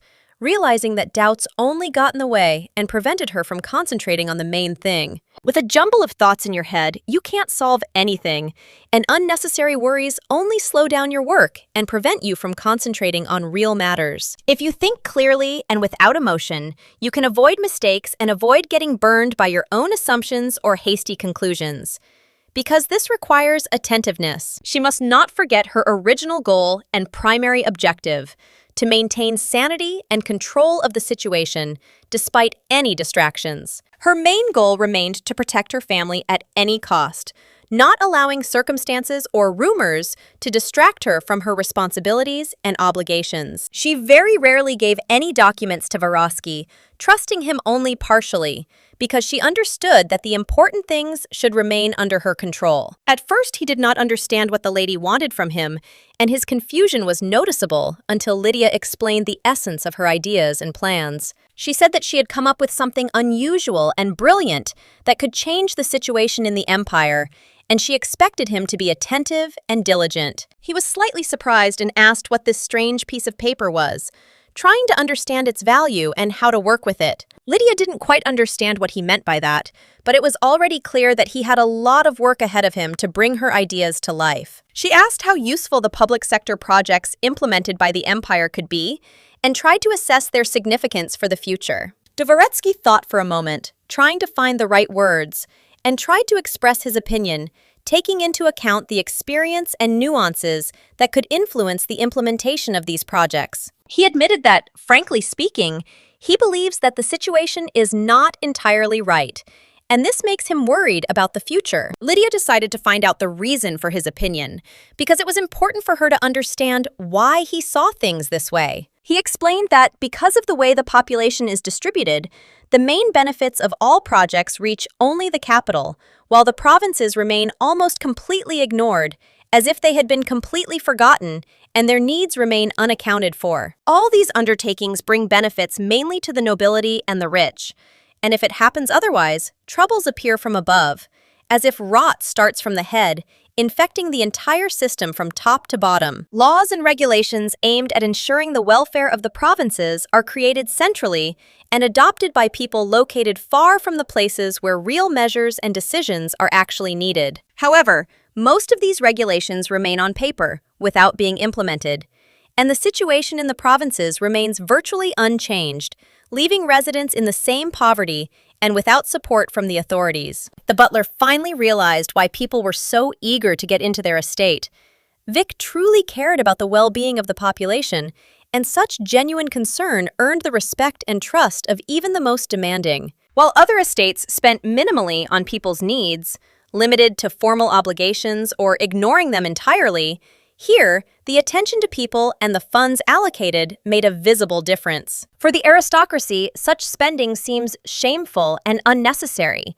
They consider it terrible, but pretend that everything is fine. Lydia laughed, admitting that the situation was not just terrible, but truly extreme and difficult to justify. She added that it was disgusting, and he agreed, but reminded her that it was impossible to tell each estate exactly how to spend its funds. Then Lydia realized that the butler was indeed right in his approach, and this prompted her to new thoughts and decisions. So she came up with a completely different plan that could solve the problem without breaking the rules or causing open resistance. When the butler began to study the materials she had prepared, he was completely shocked by her courage and foresight. Lydia simply smiled, watching his bewilderment, realizing that her plan would work exactly as she intended. In her place, Ivan would probably have gone straight to the emperor and tried to negotiate directly, without thinking about the consequences. It might have worked, but Lydia knew it wasn't the best solution. It was too risky and unpredictable. She saw herself as an apostle, acting for the sake of an idea and not for direct gain, which distinguished her from most nobles. Together with others, they were involved in charity work, striving to preserve resources for human life and help those in need. Lydia skillfully used her family's resources and influence, directing them toward projects that genuinely benefited the population. Although her title as a noblewoman did not give her any special noble status, her actions worked the opposite. They earned her the trust and respect of society. At the same time, Her initiatives facilitated the formation of a positive attitude towards the family in society and created a basis for supporting projects. Over time, other nobles will be forced to join her cause, seeing that it really helps people and brings respect. The butler was shocked that Lydia was willing to endure the aristocracy's resentment for her own goals, and this showed him her determination and strength of character. After the ceremony, the number of nobles friendly to Lydia increased noticeably, but she had no intention of giving in to their flattery, maintaining her own sense of proportion and independence. Someone who once provided help could become a threat the next moment. This thought made Lydia wary of any sign of friendship. She understood that it was important to show everyone that they were both giving and receiving. Otherwise, no one would understand that the rules had changed and the power had been balanced. If the nobles realize that times have changed, it will be difficult for them to resist the new conditions and move forward without unnecessary conflicts and losses. At that moment, Lydia herself felt how cold and frightening she sometimes seemed. It was no wonder that the nobles began to be cautious around her. Lately, she had often noticed how her words and actions evoked both respect and anxiety, which allowed her to keep everyone at a respectful distance. Despite this, many nobles began to trust Lydia, seeing in her not only strength, but also justice, which increased her influence in the empire. Mrs. Lydia was genuinely pleased to see how her attention and decisions gradually built trust, even if it was shown cautiously and reservedly. Trust was strengthened when Lydia remembered Ivan's face and felt a slight embarrassment, emotions that rarely showed in her stern demeanor. She couldn't understand why Ivan's image had suddenly surfaced, causing a surge of excitement, although usually such thoughts easily bypassed her mind. But thoughts about him did not leave her head, constantly returning, causing Lydia to feel a slight confusion that she had not experienced for a long time. She should have behaved with dignity and restraint, but the inner desire to be real, to be truly herself, made itself felt more and more strongly. After these thoughts, Lydia turned her gaze to the window and suddenly remembered the letter that needed to be sent urgently so as not to miss an important deadline. The butler asked in surprise to whom the letter was addressed, clearly not expecting that this would be such an important and responsible step for the lady. Lydia hesitated a little, realizing that her decision could influence the course of events, and she needed to be as precise as possible in choosing the recipient of the letter. She said that the letter should be sent to Count Namir, hoping that he would treat her initiative with understanding and attention. After some time, Lydia was already near the Count and thanked fate for the fact that he agreed to accept her investment without unnecessary doubts and hesitation. But the Count began to assert that he should be grateful to Lydia for the funds provided, emphasizing the importance of her participation in his case. After this,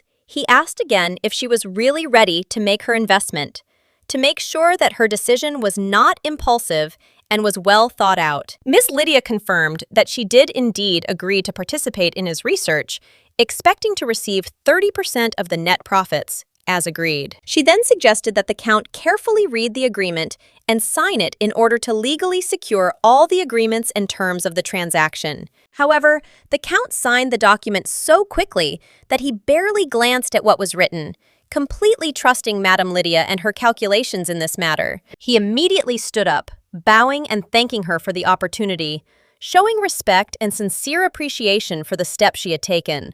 The lady expressed gratitude for his efforts and noted how much she admired his dedication to medical research, which he carries out with full dedication. Moreover, she understood that this research promised enormous profits, and she hoped that his work would be successful and the results would meet all expectations. The butler noticed that the Count seemed to like the proposal made by the lady, and this was immediately evident from his attentive gaze and quiet smile. He was almost ready to sell his estate in order to devote himself entirely to research, since without large investments, further development was practically impossible. But he still remained a little worried and could not completely rid himself of doubts about the future of his projects, although he tried not to show it. He wondered whether this research would really bring profit, but the lady remained confident in her decisions and had no doubt that the path she had chosen was the right one. She admitted that she had experienced similar doubts before, and the butler immediately clarified what exactly she meant, wanting to understand her experience and thoughts. This confession made her tense for a moment, and the butler immediately came to her side to support her and prevent the situation from becoming awkward. She quickly said that it was nothing and not worth paying attention to, trying to bring the usual calm back into the conversation and control her emotions. Perhaps it was unknown to anyone yet, but she knew that very soon something grandiose would happen that would change the course of events and impress everyone around. She was sure that something would happen that no one could even imagine, and this feeling gave her inner strength and confidence in the future. Today's medications that people use are actually owned by the rich, as their cost is too high for ordinary people, limiting access to treatment. Most ordinary people simply did not have the means to pay for expensive medications. They were content with a cup of tea and the hope that the disease would go away on its own. If the graph's research is successful, it will completely change the current state of affairs and create new accessibility to medicine for the majority. In this case, the situation will change dramatically, and people will have the chance to receive treatment that will become the norm, not the privilege of the rich and powerful. Drug prices will drop sharply when the mass adoption of new methods becomes a natural process, and a huge industrial market will emerge. And it is from this market that they will be able to generate approximately 30% of their profits, which will allow them to develop projects and support medical research. Dvoretsky admitted that he doesn't yet fully understand how directly helping people is connected to medical practice, as it seemed abstract and complex to him. They needed to build a reputation for their medical practice, as the welfare project would serve as a springboard and help establish it in society as a successful initiative. Then the Count will be able to fully launch his medical business, relying on his accumulated experience, the support of his mistress, and his established reputation, which will open up new opportunities. Her family's name inspired confidence, but her exploration of the world was not yet complete. If it failed, all the investments she had made in welfare and helping people would simply disappear without a trace. The lady explained that this would not be a problem, since the project is not considered an investment and does not generate direct profit, but serves only the needs of the family and the people. She had no intention of making any personal gain from this.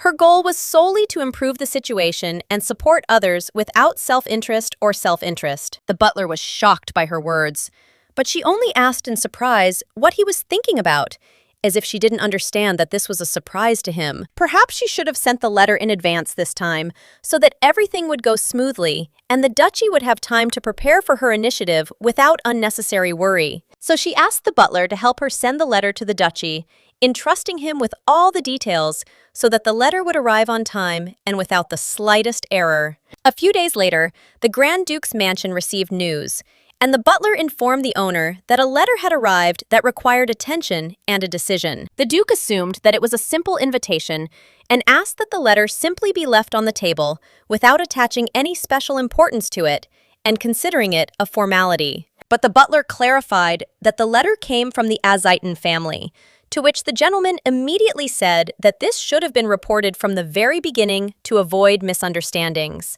The butler noticed that the gentleman did not even give him the opportunity to warn him about the contents of the letter, and this added to the tension before opening the envelope. When the Duke began to read the letter, he was shocked by its contents, because it concerned not banal formalities, but plans for the future and important family matters. The butler realized that the document contained information about the future directions of the family's affairs, and this forced him to assess the scale of Christina and her relatives' intentions. He laughed, noting that the woman was truly amazing and managed to surprise even the calmest and most reasonable people with her decisions and initiative. Dvoretsky added that recently, everyone has been talking about her family, and her actions have earned respect and interest even among those who previously remained indifferent. He heard that the family was not simply maintaining prosperity through small projects, but intended to spread its influence and assistance throughout the empire, covering a large scale. Now, Duke Ivan understood why she had decided to send the letter to him, because her goals were strategic and required the personal attention of the head of the duchy. Turetsky noted that news seemed to be reaching him extremely slowly, and such letters help speed up his understanding of the situation and the actions that need to be taken. Therefore, the lady personally sent the letter so that there would be no delays and no one could say that he was not aware of the family's plans and intentions in this matter. The gentleman became embarrassed, noting that this was obviously not an ordinary letter and that the size and importance of the matter significantly exceeded all standard expectations. Moreover, it became clear that this was a large-scale project that required attention and a serious approach, and not just a formal response to a document. The community was astonished when the family's actions became known, as the initiative combined courage, foresight, and genuine concern for the well-being of others. However, the current state of affairs displeased many members of the aristocracy. They were perplexed as to why things were turning out this way, and they discussed it among themselves, dissatisfied with the changes. Most people still supported Lydia's family, but rumors that some aristocratic families had filed a request for a tax investigation against her caught Ivan's attention and made him think. Ivan began trying to understand what exactly motivated these families and why they were so persistently interested in Lydia's potential problems. He was curious about the motives behind their actions. He was no less surprised by why the family of Marquee Yuri, her ex-husband, was so sharply opposed to Lydia, as if there was personal animosity or hidden motives that he was not yet aware of. The butler, trying to clarify the situation, noted that in fact most families were not against it, and wondered why the gentleman was showing such interest in this matter, trying to understand Ivan's motives. Suddenly, Ivan rose to his feet, and the butler couldn't understand the reason for such haste. The atmosphere in the room grew tense, and Ivan's actions were unexpected and sudden for everyone present. He said that he urgently needed to see Lydia, explaining that his personal presence was necessary, as if something extremely important required immediate intervention without the slightest delay. Ivan's premonition was alarming, and he felt he couldn't delay. He needed to go to Lydia immediately, as if an inner voice were warning him of possible danger or a critical situation. The butler again handed Lydia a large stack of documents, full of papers and reports, which were supposed to help her understand the situation and prepare for possible inspections, while remaining as attentive as possible to all details. These documents contained a list of all the families who had expressed interest in the welfare project, with details of their participation and level of influence on the course of events, so that Lydia could see the whole picture. Information about sponsors and possible supporting projects was also included, although the documents were not yet finalized, and each item needed to be verified to be completely confident in the data. Ivan noted that despite some support, a feeling of tension arose, as if events could get out of control at any moment, and it was necessary to be prepared for the unexpected. The lady sighed, realizing the scale of the work and the number of issues that needed to be reviewed and analyzed in order to understand how all this could be organized correctly and safely. A bunch of ordinary nobles seemed insignificant compared to what Lydia had to decide, and those around her could not imagine the attention and care with which every step had to be approached. Frankly, Lydia understood that much of what happened was precisely her initiative, since people are often weak in the face of their own ambitions and fears, which allowed them to influence their actions and decisions. Instead of acting on impulse alone, Lydia did good deeds thoughtfully, understanding that every action she took had consequences and could change the way others viewed her. Many gave a little love and care to those in need, although often this was just a manifestation of their own vanity, hidden under the mask of good intentions and the desire to appear generous. This behavior allowed people to boost their egos by creating the illusion of importance, and Lydia noticed that many people were prone to such actions without considering the real benefits or consequences.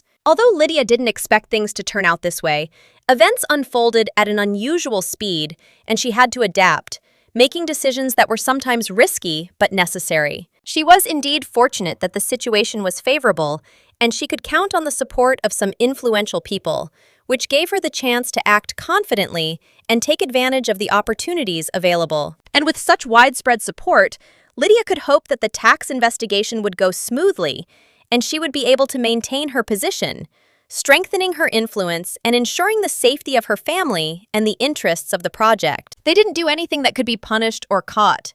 Everything happened so quietly and carefully that no traces were left. The lady noted that he turned out to be right, because no one was able to interfere with their plans. They acted too carefully to be stopped. The lady said that the main task now is to choose a suitable sponsor for the future charitable foundation and begin preparations for its creation. Suddenly, the doors swung open, and she and the butlers simply froze in surprise, not expecting to see anyone here at that moment. Their gazes met a familiar silhouette, which they instantly recognized, despite the suddenness of the situation and slight confusion. It turned out to be the Marquis, who noticed that they had not seen each other for a long time.